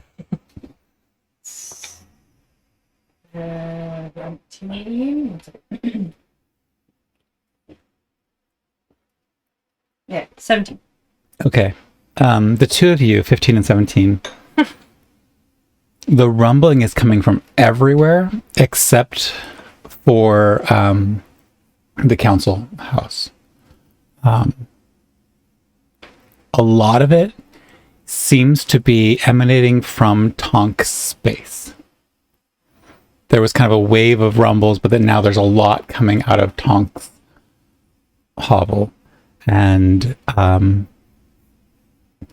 all you're aware of, Tanzanite, is just the amount of rumbling that is happening. It's intensive, and it's hard to believe that this wouldn't be transparent to anything around here. It's carrying, and it's going and going and going, and yeah, you are very aware that there's a lot of something going on. Whole lot of something going on. All right, that's as much as I can share without going above 20. So, Is everything okay? We can't. It's hard for us to understand your language. It's very low for my hearing. yes, yours is very high for most of ours. So, I would say Sorry, I could talk lower. that actually helps quite a bit. Okay. So we've apparently not everything that we could wish for in the world, and there's some interest in some things that folks have seen from you all. So apparently you had a conversation with our, and she says something, but it doesn't make sense, but you gain the sense that your interpretation might be that she's saying Tonk. But it's definitely not what Tonk introduced herself as. And, we need to do the ceremony. Excuse me. We're going, if you would like to observe, apparently your friend has been added in. We'll be getting in a few hours, but to whatever you wish to do. I'm gonna lean over to Trix and be like, "Do we need all this stuff? Like on the treasure that we picked up? What? Do what? The stuff on the sled, on the sledge. What's your question? Do we need it? Should we give it to them so they could trade it with Bran? For Gran? It's less for us to carry. Yeah, it will slow us down. Okay.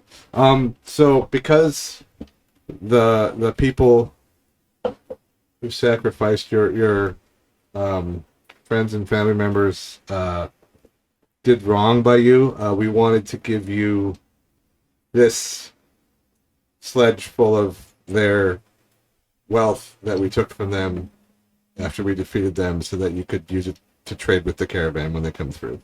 Okay, so is this sledge, are you also including the coinage amount that we had talked about before, or are you just talking about the materials, the leather, Like minus whatever she took. So it was, the bag of topaz? yeah. Okay. So yeah, I think that at first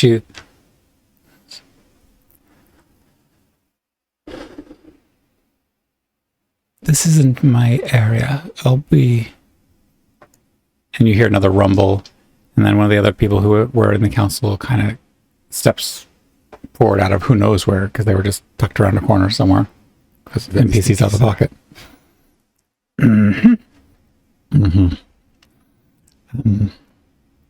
No use for the bubbles. From what the stories have been told, that would be us in competition. But leathers, Starts pulling stuff out and leaving behind the ingots of gold and silver and the heavier chunk of something, leaving behind all of those miscellaneous items, pulling aside your bag and heavy. I mean, I wouldn't have given him my bag.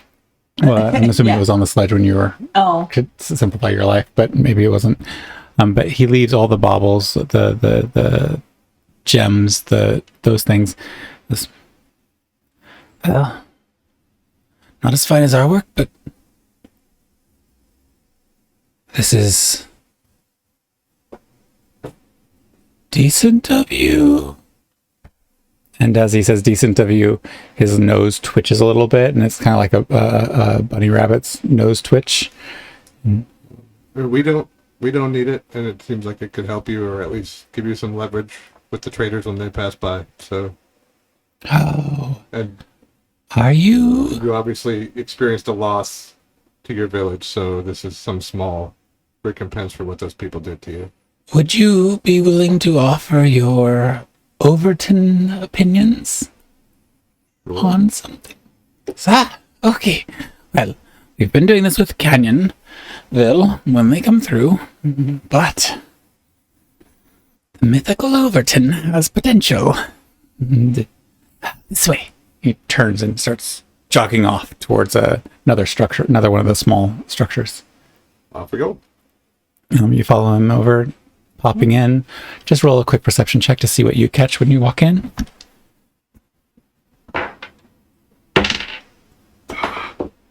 8. I got to see shit today. 24. a lot better than I thought it was. Oh, are you back? You're back with us now? Yeah, you're all together. Yeah, at this point we're all together. I only saw the one at first. What did you get? That is a 21. Okay. You guys 28? 4. 24? 24. Okay, 24. 8. I think, like, you come up and this is the first time there wasn't a plastic door in place. There was just, like, a big, huge, heavy bit of leather. And that just takes your attention because it's a fine piece of leather. A tone and color that's not anything you've seen before.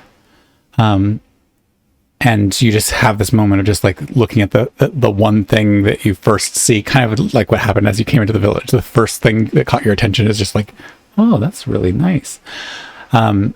You two go in and you immediately see stout timbered items, some of which are of a silver wood that matches what Tanzanite was in. Various implements of hunting, bows, spears made of that material. You catch this as well, but what's really draws your eye is that they have stretched leathers with the fur still attached, and it is a palace of color. Tones and shades and sizes that you've never seen before. At a glance, some of it looks so luxurious that it would be considered amongst the highest priced items in Underton. In fact, there are no furs of this quality in Underton. They may not have much, but they have wood and they have furs. And that is what you see in this space. So, would this be interest to your people?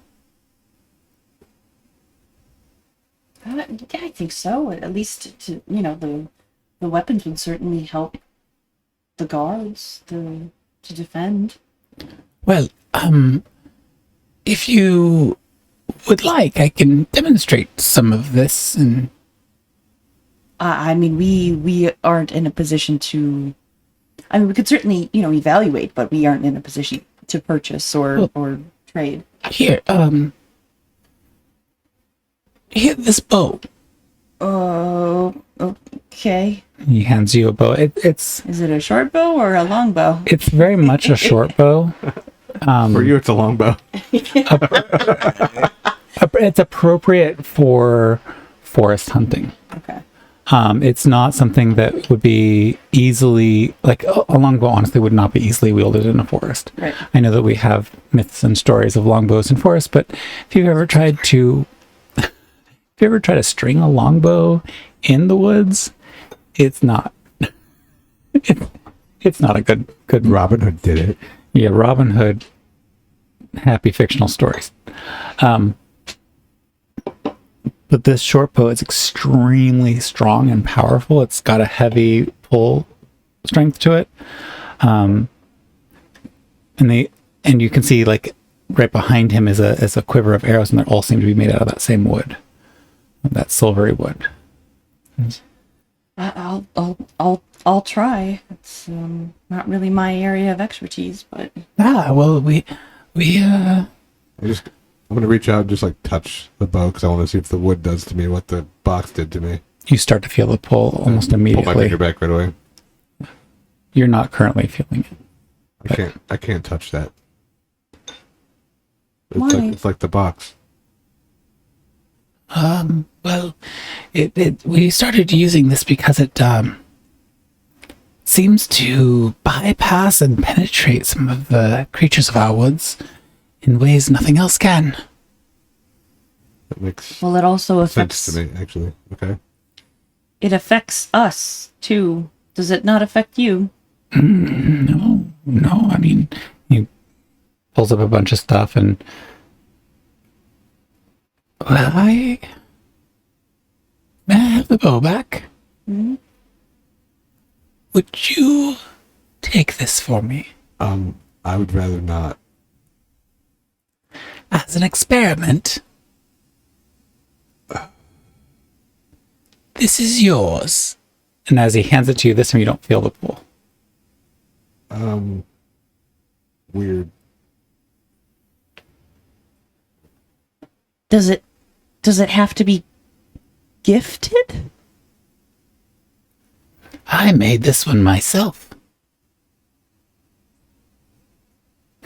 Interesting to think about. But what did you touch? What did you touch? He touched the bow in your hand. When he had handed the bow to you, he had touched it.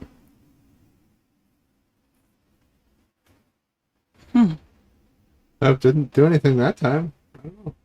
Can I? Well, why don't? I mean, I don't need a bow anyway, so it's fine. No, I know. I mean, if there's other people in Overton that have any kind of Oomph. inclination or abilities, it would be good for them to know about this before they, Although, maybe if they have nefarious plans, maybe don't tell them. Or if the guard needs to stop someone with nefarious plans, the arrows could help. I have the sense that this is more valuable than I expected. I appreciate your evaluation. You're welcome. You should discuss this with Grand, who is the leader of the trade caravan that's coming. I look forward to it. And don't let him talk you down too far, because he'll see the value and try to get the best price. He'll try to convince you it's not as. He's a good man, but he's also a trader by profession, so he's going to try to get the best deal. Let's put it that way. Don't tell him I told you that. There's roll an insight check. Let's try it.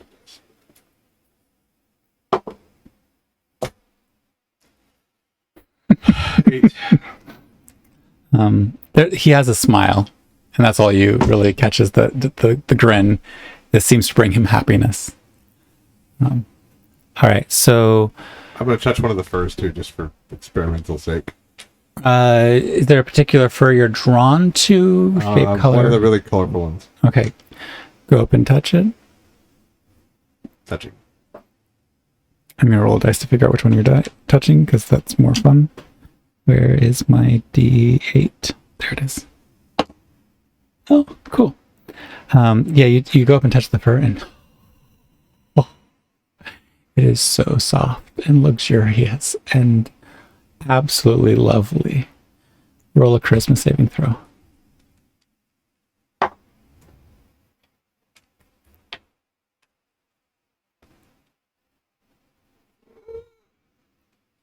stop closing around me.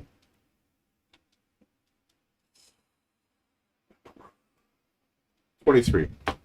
You resist this overwhelming urge to snuggle into it and go to sleep as you shrug off the effects of a sleep spell.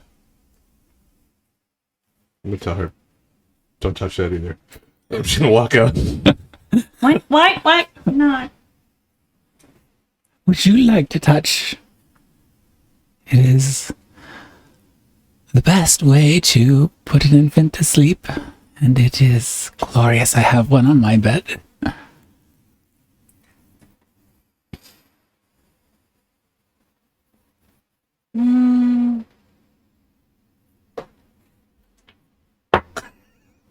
Shit.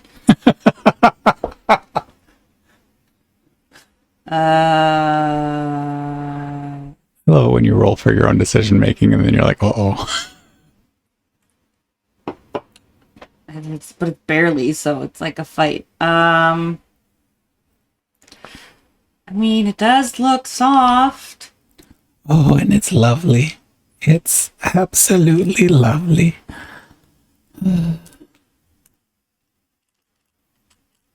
I'm just gonna do like a quick with my finger. Okay, roll a charisma saving throw. Whoop.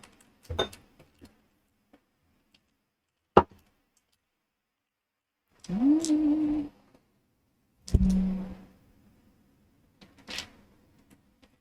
15. You also feel this, and it for you, it's super strong. Like you yawn, you shake free of it, and you realize, oh yeah, that would knock you out. Sleepless night, no more.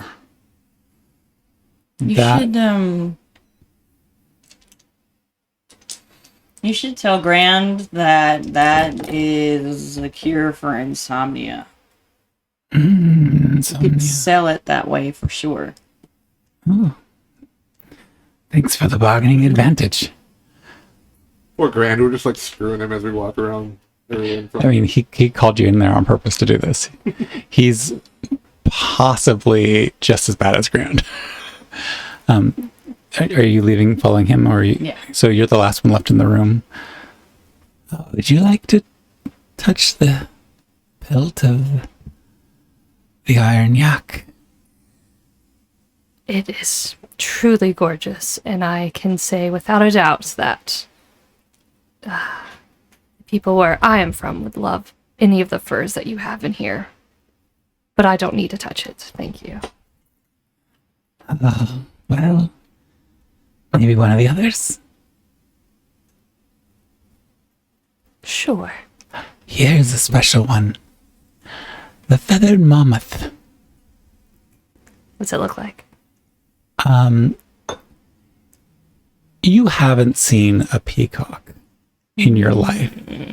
But if you had, this is what a peacock's coat would look like if it was covering a very, very large four-legged animal.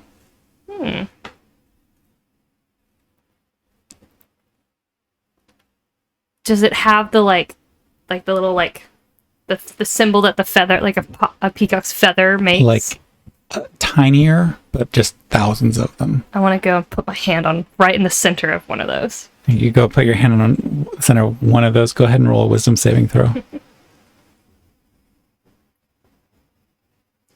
You become a peacock. Wait, no.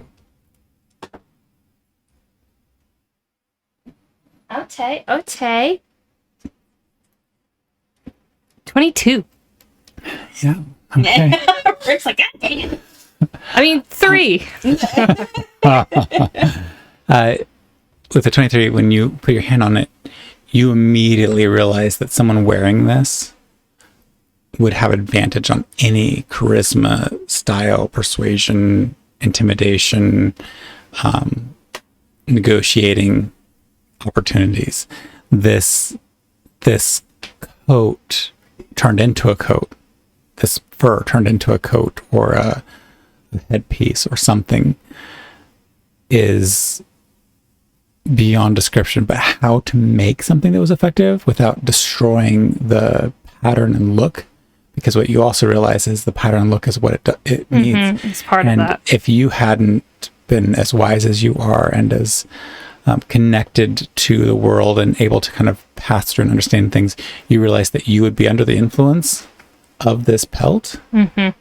And you kind of wonder how a hunter would ever be able to successfully hunt a beast like this. Mm-hmm. Because you would potentially be under the spell of this beast should you try to even look at it in life.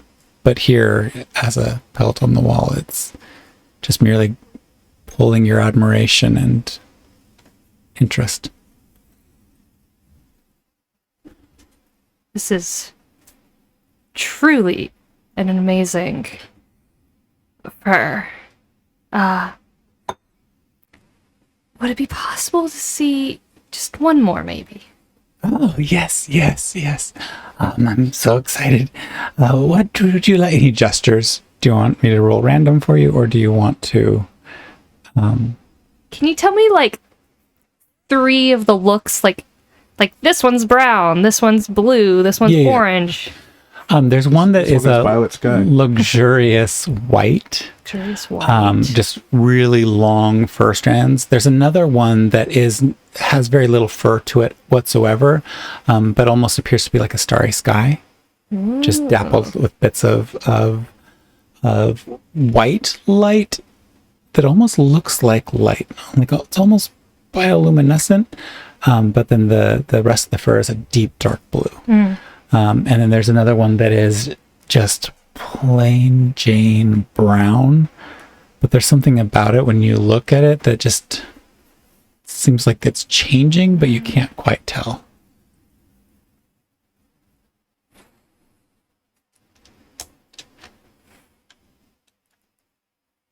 Oh. How do I pick between 3?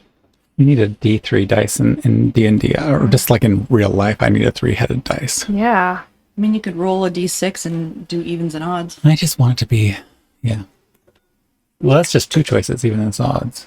1, 2, 3, Or 4, 5, 6. do above, like 4 and above or 3 and below. Just assign 1 to each of those. No. There's 3 1, choices. 2, Lewis. 3, 4, 5, 6. Mm-hmm. Nice. Yeah. You just have to remember which one you've assigned which number before you roll. That's what I was thinking. Sorry. Okay. That's the hard thing for me, is I can't ever keep track of. Where's my D6s? Look There, for the okay. cube. Okay. 1 and 2 will be the first one.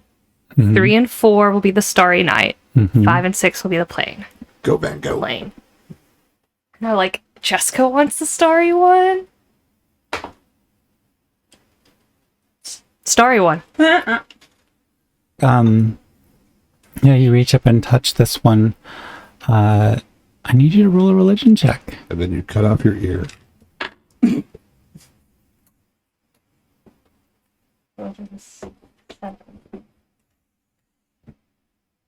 See, I always, oh, see, I was wrong. This is why I always double check. Okay, come on. Ah. 22. Your religion knife did you better this time. Did. Okay, with a 22, I need you to roll a Constitution saving throw. Constitution saving throw. Oh, shit. Hey, Red, since you's up. 11. It's a blow to your diaphragm. You lose your air. And then all you see is her.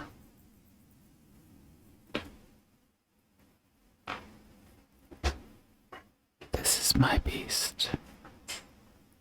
This is mine. Find the living. Find her. And know that you are mine, as she is mine. And your goddess gives you a blessing for the day, Oh, where you have advantage on wisdom saving throws for 24 hours. However, you now have a compulsion. One could call it a curse. that you have to find the beast that wore this type of fur. It's going to be an insatiable urge, and even just rumors are something you're going to chase the rest of your life until you find it. Okay. Oh, well, was that of interest? It's been a strange one. Everyone reacted differently. This one's truly amazing. Yes. Who got this fur? Well, sadly, they did not survive the recent troubles. Oh. I am truly sorry to hear that. The sister would Sister. maybe know more if you are interested. It's a strange... It's not from our releases. It's not documented in our library. And you see gestures over to a thing that nobody noticed, because now you rolled high enough. There's a 24, didn't I? Yep. Jesus. And you see that there's what looks like a Chinese medicine cabinet, just tons of little drawers. You just gestures. We've documented everything that's come out, but that did not come out. That is incredible. That you are able to keep that type of record. The sister. What is her name? Is she here? Yes, I believe her name is Tamaras. She's still in the children's circle, so Elder Tonk might know exactly where she is. Thank you so much. Again, these furs are truly incredible. Yes, they are. And he reaches up and he just strokes the Starry Night one, and you see his eyes change. And it looks like a field of stars are in his eyes. And you wonder for a moment if that's what you looked like when you had touched it.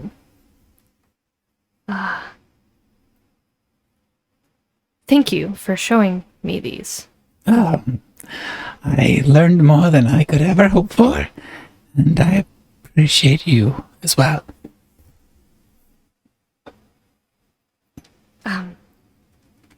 Yes, thank you. On your way, lovely.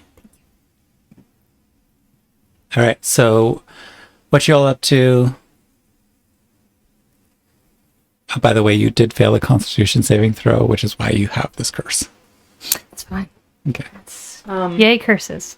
Yay, compulsion. Hey, Trixie. Hey, the person you talked to earlier. What was their name? The one with the stories? Yeah. Tonk? Tonk. They're the ones who... Would they know where all the kids are? I think they're like the keeper of their history, so the kids learn from them. Cool. Could you introduce me? Yeah, sure. Right now? I mean, are we or- doing anything right now? No. I mean, are you going to help with the ceremony? Or I am, yes. Is that time? Is it time to do the ceremony? I don't know. I assumed really- you would know. You okay? I just... One of those furs in there. Oh no! Did you fall asleep? No. Did one of you fall asleep?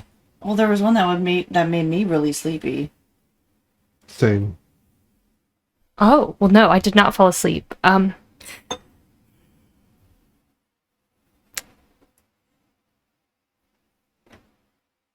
I heard from her when I touched one of the furs. Oh, from Yeah.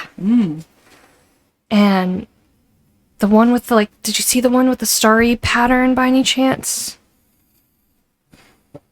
If not, it was like a really dark blue and it almost looked like a starry night. Maybe it was too high for me to see. That's very possible. There's a living one of those, and I have to find it. But the person who got the fur, those furs, I think was one of the sacrifices. Possibly.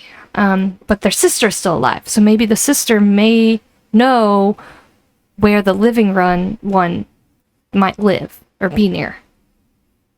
So I just want to know where it may be.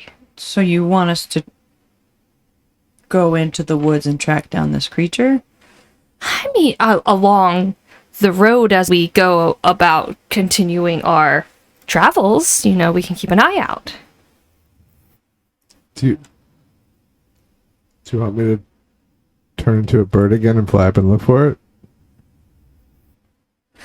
Maybe I should talk to the sister first to get an idea, to see if she even has an idea of where this creature was found. And then, yes. Okay. Also, there was a fur in there that you may like, if we ever find a really good seamstress. But I don't know of any good seamstresses, so I didn't get it. Just so you know. Okay. I think it would flatter you. I'm like blushing a little bit, but trying not to be blushing a little bit. Like, oh, I see. Yeah, that's cool. Thanks for thinking of me. That's nice.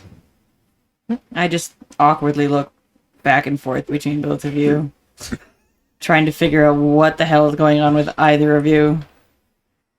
So, you want to introduce me? Okay, yeah, I mean, yeah, if we're not doing the ritual, then yeah. Well, I know when the ritual is happening, You know that it starts at sunset. and it's not sunset Not quite yet. yet. It's getting there, but it's not yet. We have some time. It's at sunset. Okay. Then, Do you want to come with us? Sure. Scavenger hunt to find a child. How fun. 3 strange adventurers go hunting for a child. do you know, well, I'm sure we can ask Tonk. Okay, she lives over here. And I lead her towards Tonk's hut. Yeah. So I just want to do, rather than role play all of this, I want to do a series of just checks, okay? First, let's do a persuasion check, and anybody who thinks that they would have helped her make her case, please let me know now. You would have tried to? I would have looked over and been like, So you can either roll Help separately me. or you can give her advantage. It's up to you. Do you want to roll separately, or do you want advantage, or you want to roll separately? Well, the thing is would if you roll separately, would you use your modifier or her modifier? If you're rolling separately, you're using your own modifiers. But I rolling say with advantage- separately. Good call. I mean,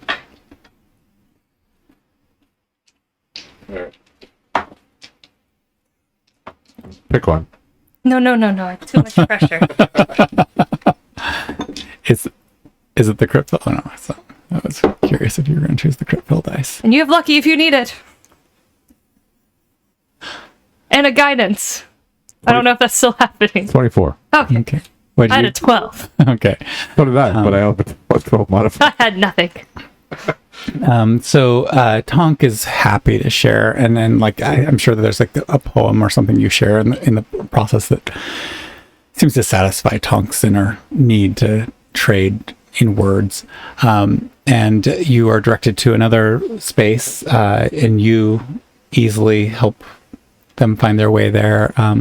And there's a feline-esque woman sweeping the front of her space, and could I get you all to just roll? This is going to be this is a persuasion check, and your rolls determine whether or not she lets you individually through the threshold. 24. Again. Zix. Okay. Persuasion? Yeah. 11. Okay. She looks at the two of you and she's the lad is enough. Name's Damaris. Damaris? Yeah. Okay. Hi. You are a sweet boy. Perhaps we could speak of arrangements one day. Arrangements. Yes, as you meet my daughter. Oh, right. We'll see. Just some questions for now. Oh, that's how it begins. I'm able to do wedding ceremonies, just so you know, if that helps convince anyone of anything. Thanks. Can you roll a sleight of voice check? A whisper check. A whisper check? Just do stealth. We'll see if you... A sound check. 1, 2, 3. Test. 1, 2, Let's 3. just roll stealth. I just want to see if this... 14. Oh, yes. Her smile just grows wider as you say that. Okay, I'm gonna go.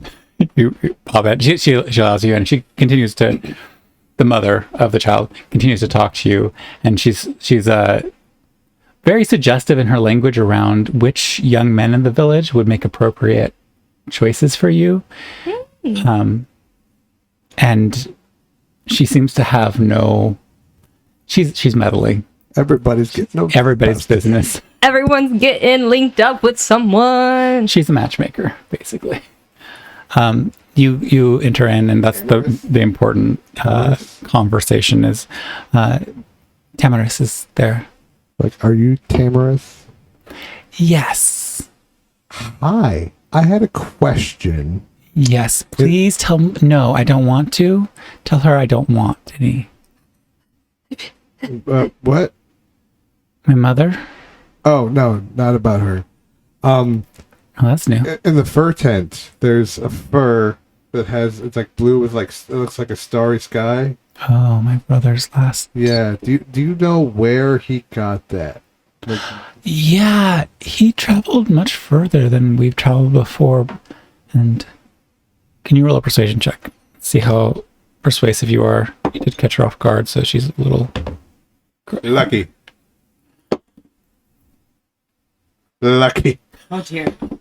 This is the... Not 20. Okay. Jesus. I guess that's what it's for. Really quickly. Just as this is happening in his head, he hears, also, maybe like, say, I don't know how many words that was. Say 8. Also, Maybe, like, say that was 4. Oh, 4. Okay. Something like, so sorry for your loss on your brother. Our thoughts go to you. So sorry. Also, we're very sorry to hear about your brother, and this felt very sad. Our hearts go out to you. But any help you could give us would be appreciated. Well, so with a nat 20, I'm afraid my brother might be the reason the fetchers found us. He traveled past the forest, and he described the far, and she kind of like gestures. You're inside, but you kind of know in the direction that she's pointing far away is a almost indistinct, unreadable series of light purple smudges. More distinctly back towards Overton, you still see this purple smudges of the mountains that you are kind of nestled up against in Overton, and she's pointing in the opposite direction, really, not towards Canyonville, but in a different northernly arm past the forest that you've been traveling alongside, to another series of smudges, and she says, he told me he found it up in the mountains. It was a strange creature. Okay. Seemed to disappear into the sky. Oh, it's like a bird? Or a... Have you ever seen at night they flutter through so fast, but in the torchlight you sometimes catch a glimpse of them? bat?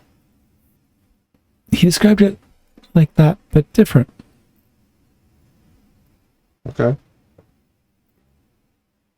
Is it obviously very large? given the size of the fur? Oh, it apparently was not his hunt that succeeded, but rather it befouled itself. And he merely was the harvester. Okay. Well, thank you very much for your help. And I'm sorry again about your brother, and also sorry that your mom tried to make us get married. Yeah, don't agree to what she says. She doesn't. Just because she's the matchmaker for the village does not mean she has to be my matchmaker as well. What about Period. What's it like to travel as you do? Dangerous, interesting, terrifying, hilarious. It's a lot of different things. How did you find your friends?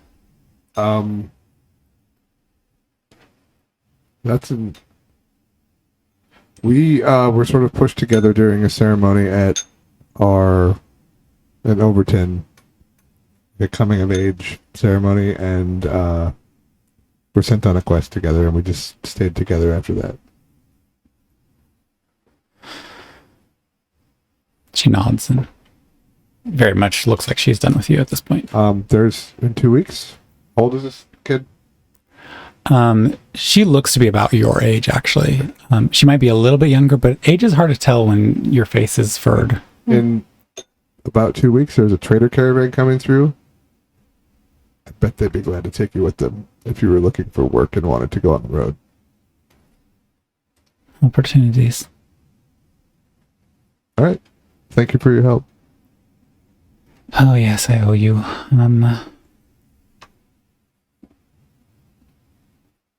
Why do you owe me? She just shrugs her shoulders and she like kind of gestures like it's very much that teenage angst stuff.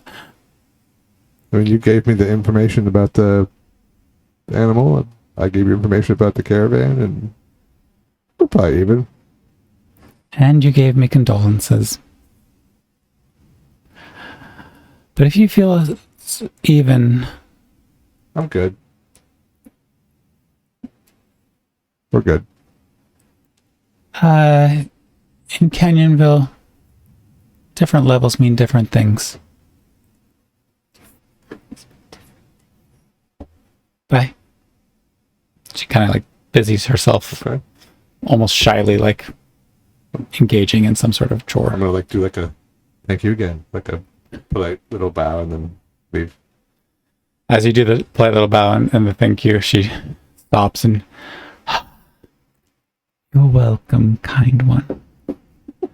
And you can tell, even as she's turning away, that her face is just one of disgust. Like, it wasn't you that the disgust was aimed at, but some other aspect of her culture and life that forced her to say that. All right, so you've information you can share with Tanzanite at some point. Sun is setting. Smelled something weird for a second. I wanted to make sure it wasn't me. Oh my god, is it me? Oh God, this is the next TikTok from this podcast. People sniffing themselves like, okay. Yeah, who pulls those weird clips anyway? I don't know who that is. Me. All right, Is it you? so No, I'm good. as the sun is setting, you see the folks gathering in the central square area. The lights of the torches have been either dimmed or less of them are lit. And the ceremony is about to begin. You've been kind of escorted up to that same area. You have guests and Bonnie have been also brought forward, but not in the same position. And as you're all standing there, the ground shakes. At first, it feels like the shaking of their voices when they speak with one another. And then you hear a familiar voice yell out, a release!